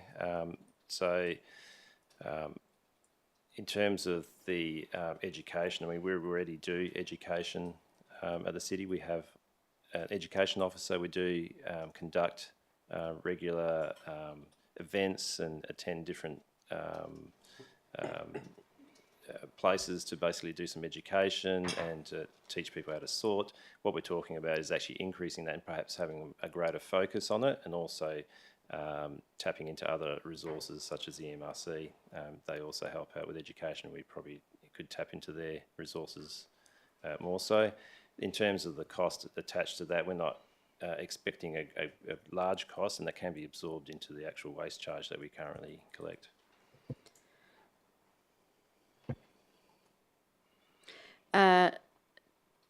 Councillor Eveson. I love stats, so as you know, in numbers. So I couldn't actually get an understanding of exactly how many bins we've got on the current arrangement, because it said sort of 1%, but it wasn't a number of 240 litre bins. Do we have that number by chance? I'll go to the director. Through the chair, I don't have the exact number, but I can get those figures and provide it to councillors before the council meeting. Deputy Mayor. So, with regards to the waste contract that ends in 2028, what will happen to our bins that they own then in 2028? Through the chair, council has the option to buy those bins, and we, as officers, we'd recommend to buy those bins, so we own them. So in 2028, we will anyway be asked to put the money to purchase those bins? Through the chair, that's correct. So the $2 million that I understand is the figure will anyway be either spent a bit earlier than 2028 or in 2028. Is this correct? That's correct. Thank you. Any other questions? Councillor Palmer. Yeah, it says on option 7 that if there is some sort of opt-out, apart from the repayment of the grant, that we would have to do this by 2026. Is that right? So through the chair, in terms of the agreement expires 30th of June 2026. So in terms of us not having to return those funds or a portion of those funds, then we need to do something before that end date. By 2026. Councillor Ladder. With the cost of the bins, I'm assuming that is if we purchase new bins for every household in the district. Is that correct? That $60. Through the chair, the $60 is for the 140 litre bins. For the small. So yeah, for the smaller bin. So if anybody opts in for a smaller bin, it's $60 for that bin. So that would be if we were purchasing them individually. So in an opt-in or opt-out kind of system, it would be a $60 charge for the bin. Through the chair, a $60 cost for us, sorry. It is, yeah, for the city, it is. Those figures are based on doing bulk purchases, but what we do need to know is how many we need to purchase. So before we just go and do a one by one, we need to probably actually go out and find out how many bins we're actually talking about, you know, how many people want to opt in, and then do it as a bulk operation. I realise that that's probably not the decision that we're making next week, but it would be good to understand the different costs around doing opt-in, opt-out versus whole district versus ward by ward and phasing it in, and whether there are big cost differences around that. Thanks. Deputy Mayor. Back to the $2 million cost. Can the city please remind me whether this figure has already been incorporated into our long-term financial plan I'll go for to the 2028? The director. Through the chair, the plan is to actually use, well, the recommendation from officers would be to use reserve funds. Yeah. So we do have those reserve funds sitting in reserve that could cover that expense in future. Okay. And, okay, thank you. Any other questions on this item? Just have a question to the director. So people who have a 240 litre bin, which is all our residents at the moment, is there anything stopping them from putting 100 litres in there? There isn't, and there are people that are putting less than that at the moment. Okay, thank you. Okay, the next item is 11.1. Councillor Eveson, oh, sorry, I've jumped a few. It's 10 point. Actually, I might jump because there are people in the gallery waiting for a particular one, and then I'll come back to the tree ones. There's nobody in the gallery who spoke on the tree one. So I'm going to jump to 11.1. Councillor Eason, construction of a concrete path, Illingbridge Street, Morley. Again, there are confidential attachments, so please don't refer to those. Does anyone have any questions on this item? Councillor Palmer. Thank you, Madam Mayor. I'm not sure. I thought that was already decided in 2018 or thereabouts, and here we are in 2024 rescinding an operational matter. That's how I see it. Am I right or wrong? I'll go to the director to respond. Through the chair, I'm not familiar with what was decided in 2018. What I do know is that this particular project is on the current budget, and that's what's being considered. Thank you. Just checking, obviously, if it's on the budget, how far has the city gone in the operational matters concerning the development of the plan, of whatever has been done or not done? I'll go to the director. Through the chair, designs are being prepared, so the project is quite close to actually being able to be delivered on the ground. If this hadn't been changed, or maybe changed, I don't know, when would the actual work have started? If you've already got the plans and they've been assessed and have been accosted, basically the operational situation has started. When would the physical work commence? Through the chair, what it comes down to is the contractor availability. So we do have a contract in place. They've got quite a few projects to deliver. Probably what we're looking at is sometime early in 2025 that the works would start. Any other questions on this item, Deputy Mayor? Yes, just a few questions, please, through the chair. So is this street, Illingbridge Street, so how it came about? I'm trying to understand. So what brought this street to be on our footpath program? I'll go to the director. Through the chair, this particular project, it's been requested by the community. Yep. We've had letters come in the past. It's been going on for, I think, for a few years in terms of the requests. It's also come through, I believe, through some requests through councillors even, and it was basically added through the Forward Capital Works program when council was deliberating on that. Okay, so request from the community. Thank you. So we had some stuff at the deputation regarding trees. Are any trees going to be lost? Through the chair, there's no plans to remove any trees along that route. Okay, thank you. Are any impact on birds or wildlife? I think it was also mentioned. Is the city planning to do anything to the birds or the wildlife? Through the chair, there's no impact on the wildlife in the area. Okay, thank you. Construction material was also raised. Any issues that the city's, anything different that the city is planning to do with regards to construction material with this street? Through the chair, it's a standard specification that we're using. It's a concrete path, so it's no different to any other path that we've been constructing on these types of roads. Okay, thank you. The last question, sorry about the side. Can the director explain, if he recalls, why it was chosen to go with the western side instead of the eastern side. Through the chair, the western side was selected as a better location than the eastern side. The main reason, well, there was a number of reasons. Probably, if I work through them, in terms of space, if we go on the eastern side, there is some issues with trees. Although the western side's still tight, but we can fit a pathway down there. If we go on the eastern side, I know there's 2 mature trees that might need to be removed if the path goes down the eastern side. Okay. There's also lighting on the western side, so we try to put pathways. Doesn't always happen, but we always try to endeavour to get the pathways underneath street lighting, because lighting is always an issue for pedestrians. And also, if we were to go on the eastern side, there are roads that would need to be crossed. So what we try to do is get the longest run without the need to cross streets. So that's why the western side is preferable over the eastern side. Thank you. Any other questions on this item? Councillor Eason.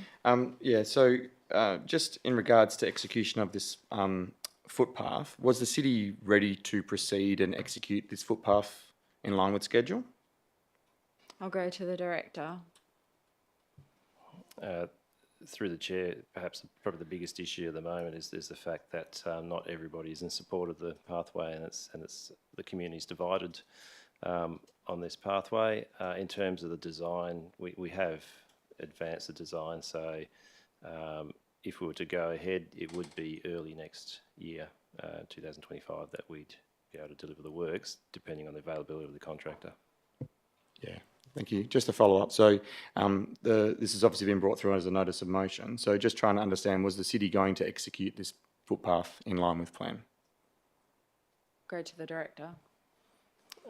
Through the chair, as officers, we did have concerns regarding the divided opinions in terms of the community, because it is fairly divided in terms of some people want it, other people don't. So there were some discussions about potentially bringing the matter to council anyway. Cool, thank you. And just one more. So in regards to the proposed other location at Strutt Reserve, is there any resistance or anyone in that community that's not interested in having a path at that location? Through the chair, I am aware that we've had requests for a pathway in that reserve, so that we've had a number of requests from the local people there. I have met some of the locals in the past in the park, and that's one of the requests they've made, is to have this pathway built within the reserve. Thank you. And just one last one, sorry, so it is a follow-up, just in regards to the policy and the criteria used to rank footpath locations. How would this one fare in regards to the one at Ellingbridge Street?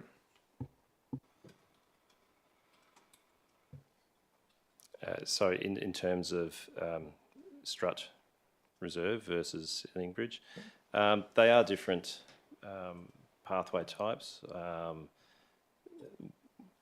Strutt Reserve, if we were to put a pathway in there, normally that will be dealt through a park improvement project, where a pathway like an Ellingbridge, that basically comes through our pathway program. So it's about connecting streets for pedestrians, where the other is a park project basically. So it doesn't normally come up unless we're doing a park improvement project.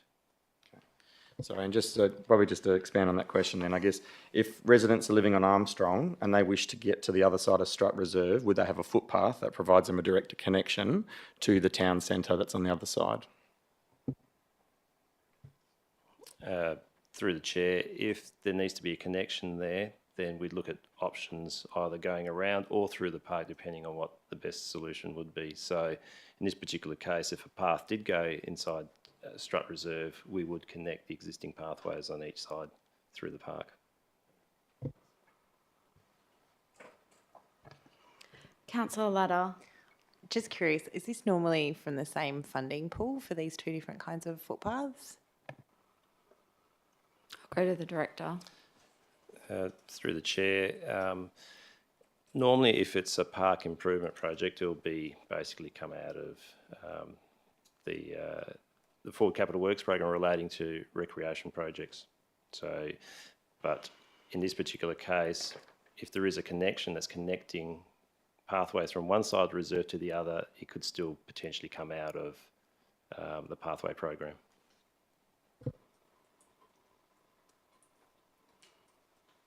Any other questions? Councillor Johnson. Thank you. Hi to Hayley. She helped me get me a job 26 years ago. I haven't seen her since. So there's my declaration of interest. With regard to the, I'm a bit confused with not the deputations, my apologies. I'm a bit confused with the report because it says the people that didn't want the footpath said it was because trees would be chopped down, but in the report it says no, and what I've heard tonight is no trees would be chopped down. So I'm just wondering if, through the Mayor, if anyone can explain, please, how that, if anyone's aware of how that difference came about. I'll go to the Director to respond. Through the Chair, what I can say is that no trees are coming out. It was never planned to take trees out. We always try to put these pathways in with minimal impact on trees. So the design has been prepared to not have to remove trees. So what that also means is that if there's a slight pinch point, we'll just narrow the pathway down. So in terms of the community being concerned about trees coming out, we're not entirely sure where that's come from. I can understand that there's probably some concerns about tree roots and the path being really close to the trees, but in terms of those tree roots, we'll engage with the city's arborist, and they'll basically recommend the root pruning and treatments that are required to make sure that those trees don't get damaged. Yeah, thank you. Councillor Easton. Yeah, sorry, one more. Just it's triggered from the deputation. So there's some photos of the current site on the western side where one of the owners has actually taken the initiative and gone and planted a garden in the front verge, as we do encourage in the City of Bayswater. Would that be damaged as part of this footpath delivery? Go to the Director. Through the Chair, those gardens will have to be modified to allow the pathway to fit in there, but as I mentioned earlier, the trees won't be removed, but there might have to be some other modifications to allow the path to get through. Any other questions on this item? I have a few questions. So just looking at Illingbridge Street, I know that when we prioritise footpaths, there's a hierarchy and a scoring depending on how necessary a footpath is for a particular street. What ranking or what score did Illingbridge get? I know that it's been included in the capital works via community request, but that aside, if it was part of the regular program, footpath program, what score would it have gotten? In terms of the scoring for this type of pathway, because it's on a local access street, there's a lot of other pathways very similar elsewhere in the city that ranks higher, equally to this. In terms of the future Forward Capital Works program, we are in the process of creating more detail in the scoring system to be able to differentiate between these pathways on local access streets. But local access streets, like for instance, a footpath's just been put on to Camboon Road, right? Being a main road. Access, what's the timeline normally? Is it in 2 years? Is it in 5 years that we intend that this, what score is it? It'll have a score. Yep, so if you compare a road like Camboon, that's a distributor road, they'll have a higher ranking. Exactly. And that will, sit higher in the program than what a road like Illingbridge is a local access street, so they'll rank less. So a local access road's at the bottom of the hierarchy for the ranking. Is that the lowest of importance? That is correct. But what we try to do is actually still do some local access streets in the program. If we just went purely by the road hierarchy, then you probably wouldn't have any local access streets being constructed each year. Okay, I understand. Was there any counts, like what I'm hearing from the deputations is that the people who are opposed to it are suggesting there isn't a need for it because there isn't pedestrian traffic in that street. Do we know roughly how many pedestrians are using that regularly? We haven't carried out any surveys to understand how many people use it. I mean, what I can say is that we do get correspondence equally from other people saying that there is people using and they'd like to see a pathway there because people use it. So can I ask, when it was included in the Capital Works project, and you said that was from community requests, and I think you even mentioned councillor requests, do we know how many different community members requested that, and if they all live on Illenbridge? Do we know that without? I believe the information's there that it can be determined where the people are and who they are. So that would have been a But you consideration. don't know if it was one person requesting it? I don't know the exact numbers, but we do have correspondence which basically tell you where the people are. Okay. And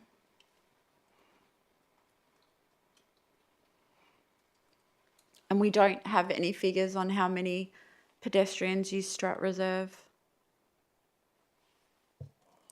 The same, we don't have any survey figures exactly how many people use that. Okay. And just in terms of the request from community about a pathway through Strat Reserve, again, I know that you mentioned that you've heard them before, and that's just to confirm that's been ongoing for years as well. It's not just a new request. That's correct. Yep. Okay. Any other questions, Councillor Latta? I'm just curious, when you choose which roads are going to get new footpaths, and you have community requests around accessibility, I just read through the written deputation where somebody said that they're unable to walk from their house on Illenbridge because there isn't a footpath. Does that give something a different weighting? Like, do we prioritise accessibility for residents on the street who may otherwise not be able to leave their homes on foot? Through the chair, I mean, at the moment, in terms of scoring on local access streets, all the scores are very similar. So we're in the process now of developing a more detailed scoring system that will be able to differentiate between the various needs and it takes into consideration like traffic volumes and destinations and things like that. So basically we'll have a more detailed system because at the moment, and when we went through the Forward Capital Works program, it was explained to councillors that the local access streets, most of those footpaths rank very equally. You could almost swap projects around because there's not much to differentiate between them at this point in time. But we are building that detail into the program so we can differentiate between pathways better. Deputy Mayor? Yeah, so just one question about the funding. So just to clarify, so the funding for this footpath was allocated in our recent budget that was approved by Council the end of June, early July? Yeah, that's correct. For this specific footpath? Yes. Thank you. Just another question. When the budget was adopted for this particular project, was any community consultation undertaken prior to that? So that council was aware of the community's concerns at that time? No, there wasn't. So is it standard to do community consultation at this point?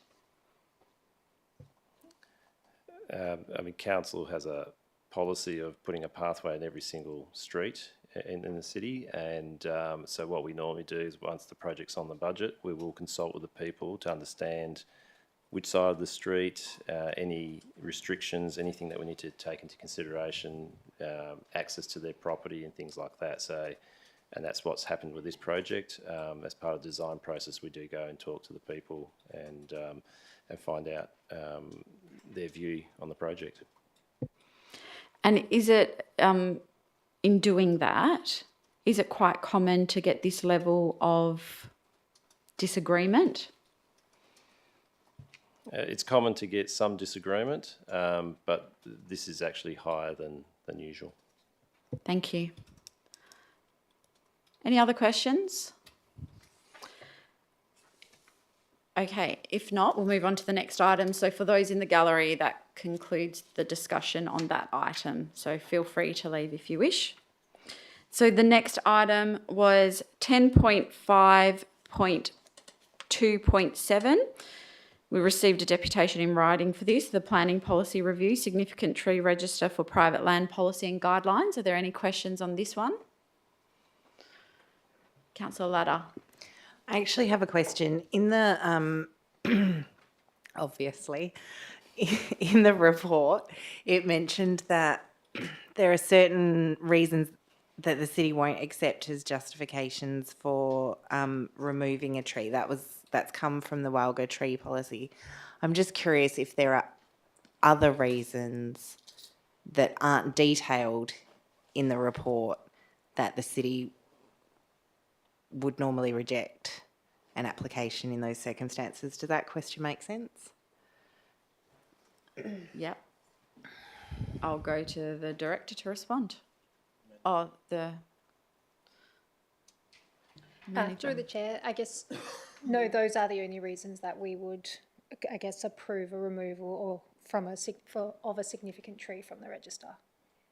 Sorry, I meant the ones that state that if it blocks someone's view or whatever, that's not a justification for tree removal. Are there other? That's it? Sorry, that's for the other policy. Oh, sorry, did I get confused? Can I continue with my question anyway? If it's about this one, so we're talking about item 10.5.2.7. Any questions on that item?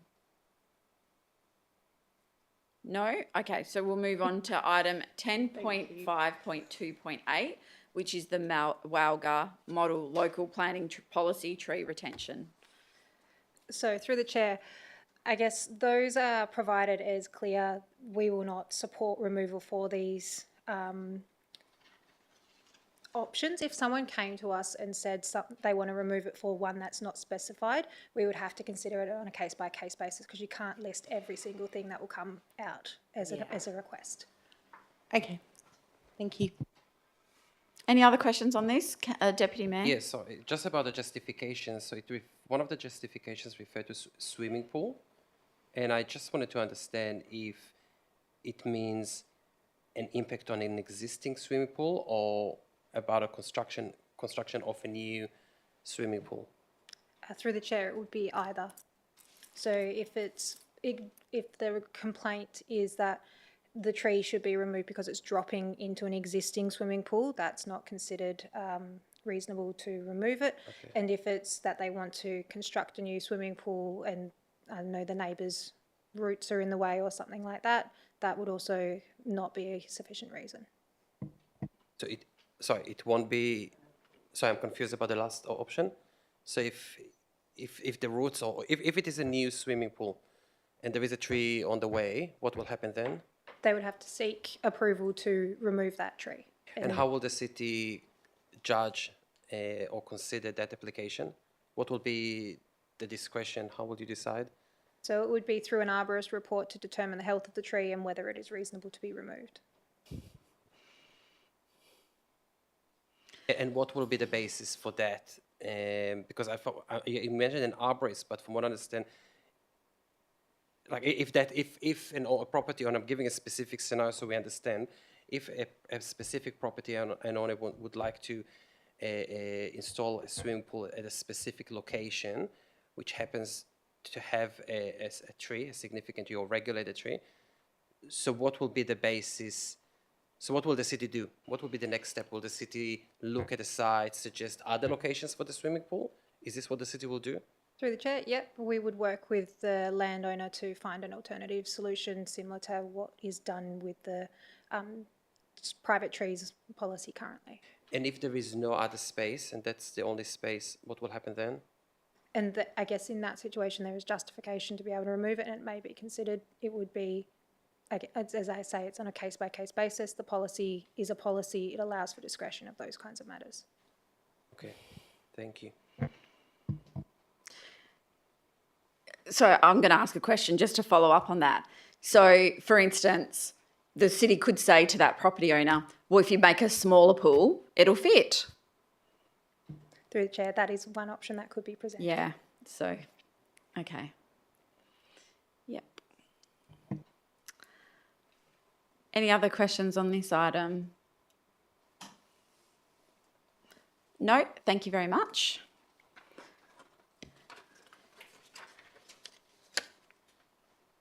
So councillors, they were all the items that were subject to deputations. Are there any other items that someone would like to ask a question on?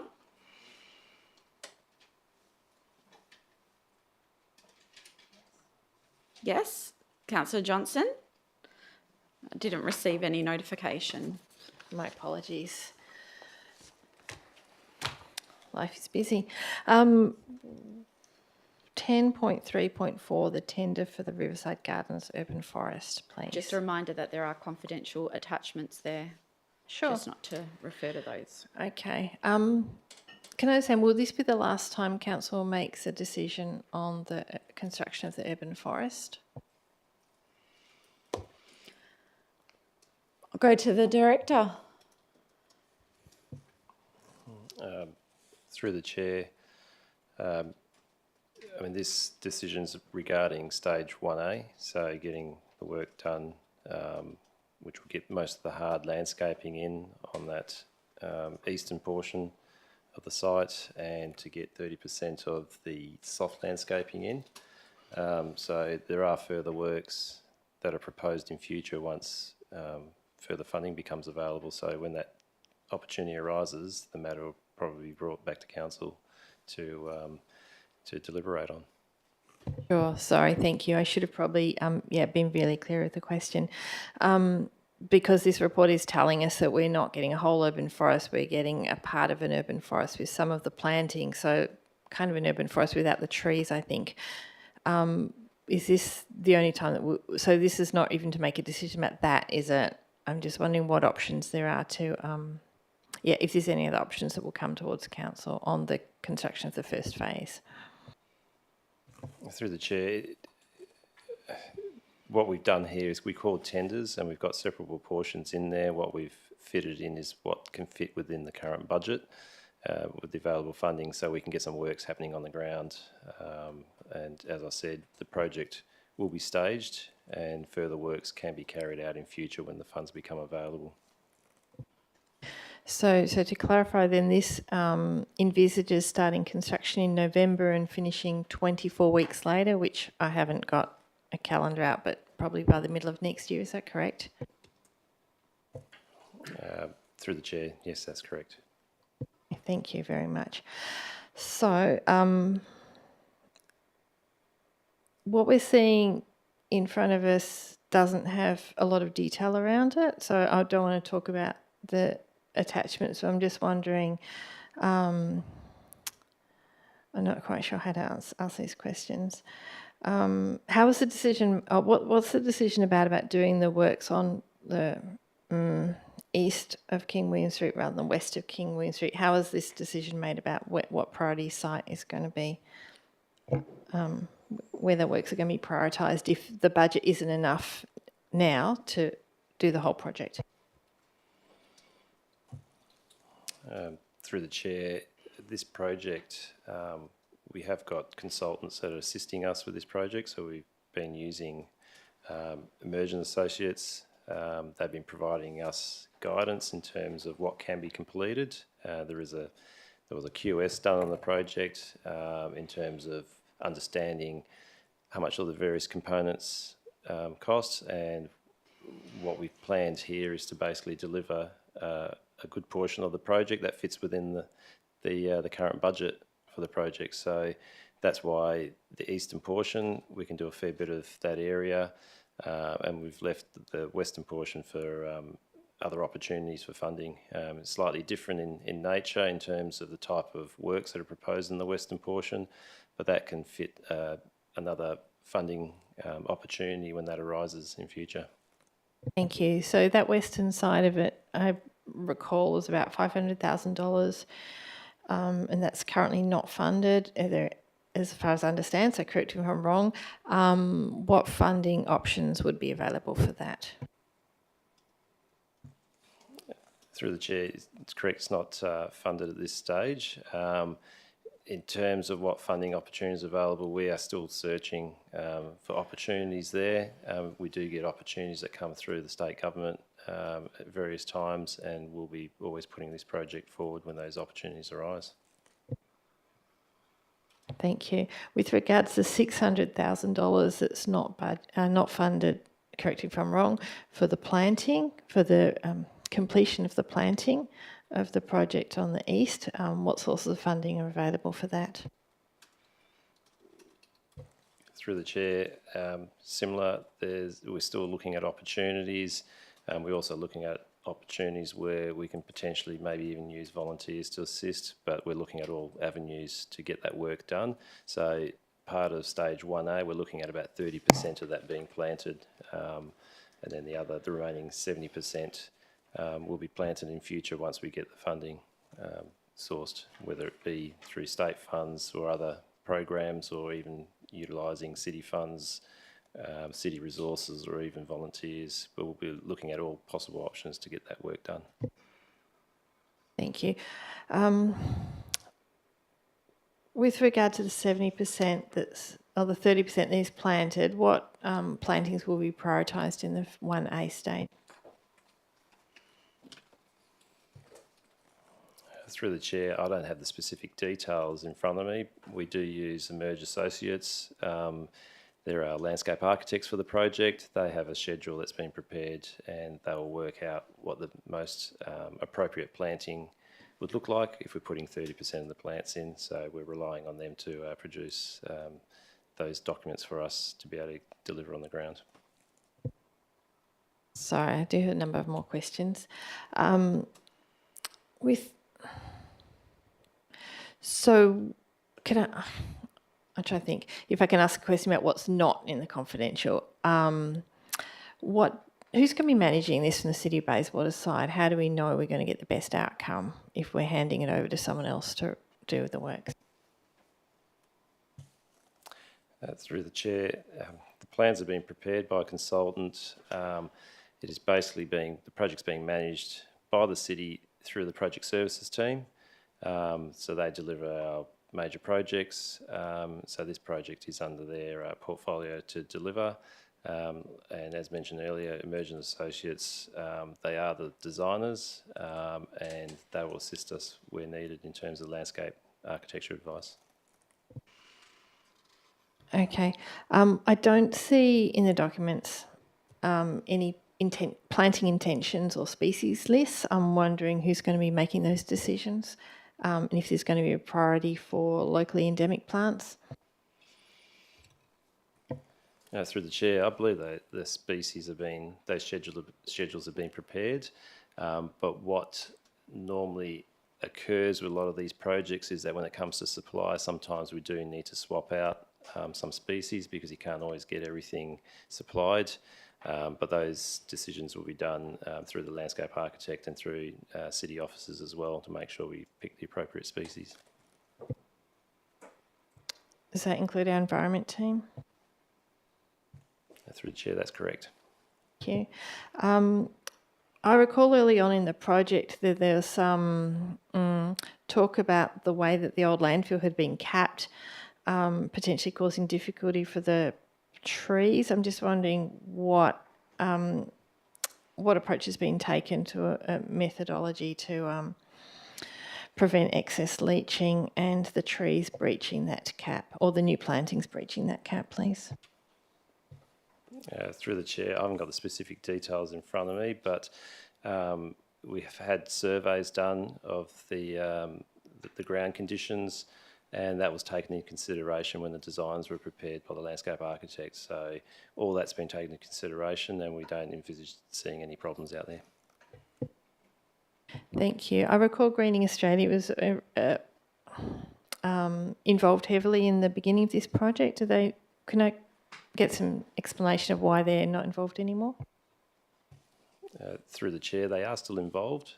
Greening Australia were assisting in the project management with the partnership between Greening Australia and the city. So they have been involved, and that's how Emerge Associates have been engaged through that process. Greening Australia is still looking at opportunities to find funding and sponsorship for the project. So they are still working on the project as we speak. Okay, thank you. I wasn't clear about that.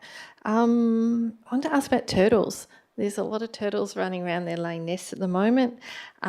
Just wondering if the construction works are going to be going through the turtle, I don't know what you call it, eggs in nest incubation stage. Just wondering how that's going to be mitigated, please. And obviously we now know it's a major turtle breeding site for our snake-necked turtles, and just wondering how that's going to be managed, please. Through the chair, I don't have the specific details of that, but I know it's a consideration in the project. We need to ensure that the surrounding wildlife is protected through the project, and that is a consideration for the project. And thank you. Just one last question. So looking at one of the attachments, I'm sure it's not a confidential document. It's got a map that shows the extent of the works. Since it's not clear to me exactly where the extent of the works will finish, is that in line with the current path that goes along Riverside, Eric Singleton wetlands to the eastern side, or where's the boundary of the works, please?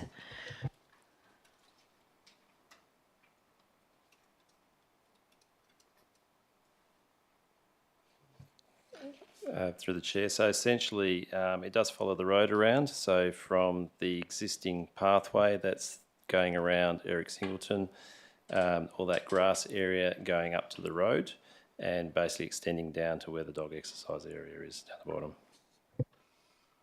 Okay, thank you. Deputy Mayor. Just one question. As part of this plan, just to confirm, are we providing trees and shade inside the fenced dog exercise area? Through the chair, that will be undertaken by the city separate to this project, but we will be providing those trees in that. Do we already have the timeframes? Do we know when? I believe it will be planted out probably next winter. Next winter. Thank you. Any other questions on this item? I just have a question around some of the information under the heading of financial implications. Just want to clarify, because the sentence states there that the project has received both state and federal funding as follows, and then it says Department of Local Government Sport has provided a funding commitment of $1 million. So I just want to clarify, have we actually received that money? We've received some of the money. What we need to do is that it is a commitment, but we do need to go through the agreements and get those signed. So we've had agreements signed to get money released for the design aspect. Now we go through the process of getting those agreements signed for the construction stage. Okay, so they're only releasing it to the city on a staggered basis. That's how I understand it, yes. Okay. And have we actually received the funding from the federal government, the $200,000? I believe there's an agreement that's being prepared for that. So we still haven't received those funds either? I think it's most likely because we need to meet milestones and to receive those funds. Okay, and then the $600,000 grant from Department of Water, have we received that money? So there's 570,000 of that's allocated to this particular project. I believe the agreement has been signed. What I will do is I'll confirm the status of all agreements and provide that information before the council meeting. Okay, so can I just clarify, if this item is adopted by council at the OCM, will we be commencing works before we have received the actual monies? I'll confirm that. Sometimes that is based on meeting milestones, so it doesn't necessarily mean that you get the money up front. It might be you meet a milestone and then the payments are made. But I'll confirm what the arrangements are with each of those grant funding commitments. Thank you. Any other questions on this? No. Any other items that councillors have questions on? Councillor Eason. Yeah, just the bit spins tonight. So 10.3.2, the commercial waste services. Just got a question on that one. So just interested, has the city explored opportunities to facilitate commercial bin services by leveraging our contract with our waste provider? I'll go to the director to respond. It seems to all be on you tonight, Luke. Yes, looks like it. Yes, through the chair. No, we haven't looked at that option. Basically, the report is looking at ceasing, in future, ceasing the supply by the city of the 240 litre bins to commercial properties, but we haven't made any other arrangements with the contractor. Any other questions on this item? Sorry, yeah, on the same item, please. I think some of the reports talked about some of the issues with commercial waste were that there wasn't enough room on premises for property owners to store the waste, and there were too many bins in the streets. I'm just wondering how the city not providing those commercial services would address those issues. I'll go to the director. Through the chair, if they were to go to a private contractor, the private contractors have a whole range of different solutions. What we're providing is basically a residential bin in the commercial environment, and that's why there's so many bins that some of these businesses are taking up. But if they went to a commercial operator, private business, they might be able to provide them with a particular size that suits them in terms of their needs, and also provides the opportunity to maybe better sort that waste out rather than the way they're doing it at the moment. Thank you. And then just to clarify, I'm sorry, if we're not providing a commercial waste service, would those businesses be charged a waste levy? Through the chair, they'll only get charged for a service that's being provided to them. So if they're going directly to a private contractor, we wouldn't be charging them for the waste service. They'll be paying the private company directly. Okay. What about? I know our waste services pay for more than the bins. They pay for bins in public areas, parks, cleaning up in the area. I'm just wondering, if there's any potential implications of additional cleanups being required to be undertaken by the city, and how the city could recover the cost for that. Through the chair, if you read, in terms of what's stated in the report, if you look at the actual figures, we're charging the same whether it's a commercial operation or a residential. So what you probably find is that the commercial operations are actually costing us more money than what we're probably recovering through the charges. They're actually putting extra bins out there they're not even paying for a start, and then some of the waste that they're putting in there's heavier.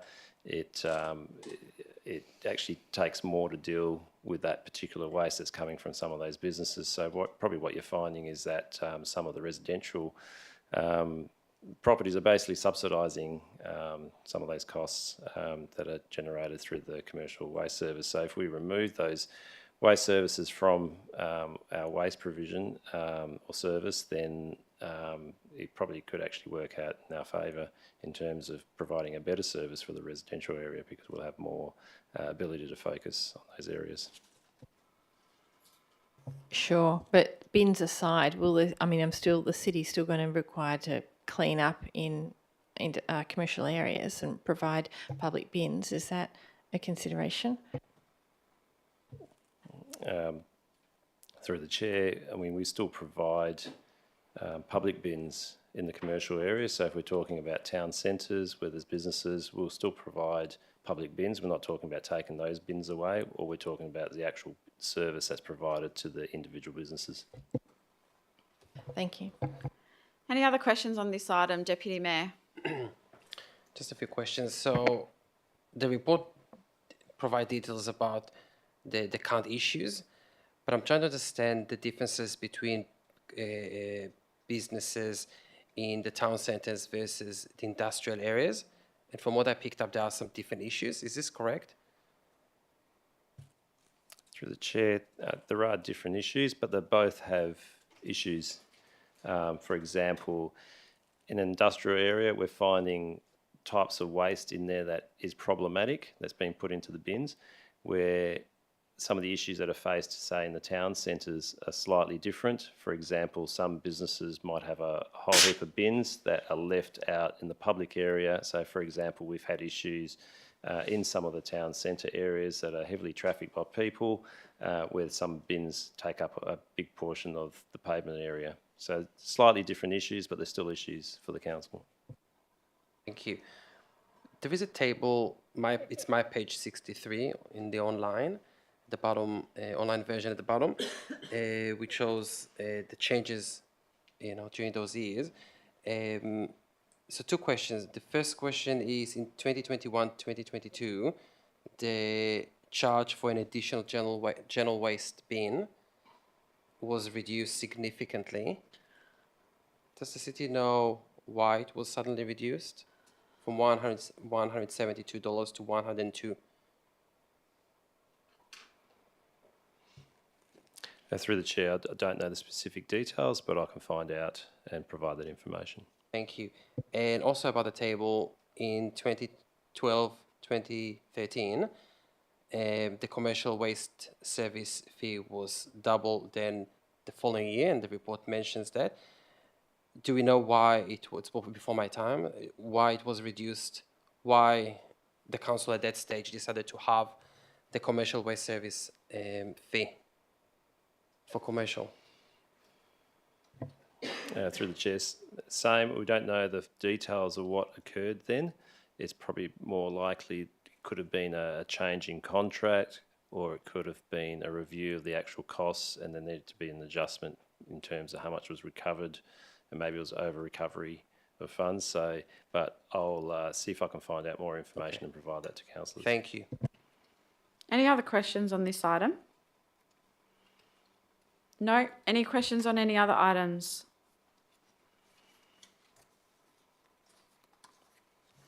If not, I will then close the agenda briefing forum at 9:26 p.m.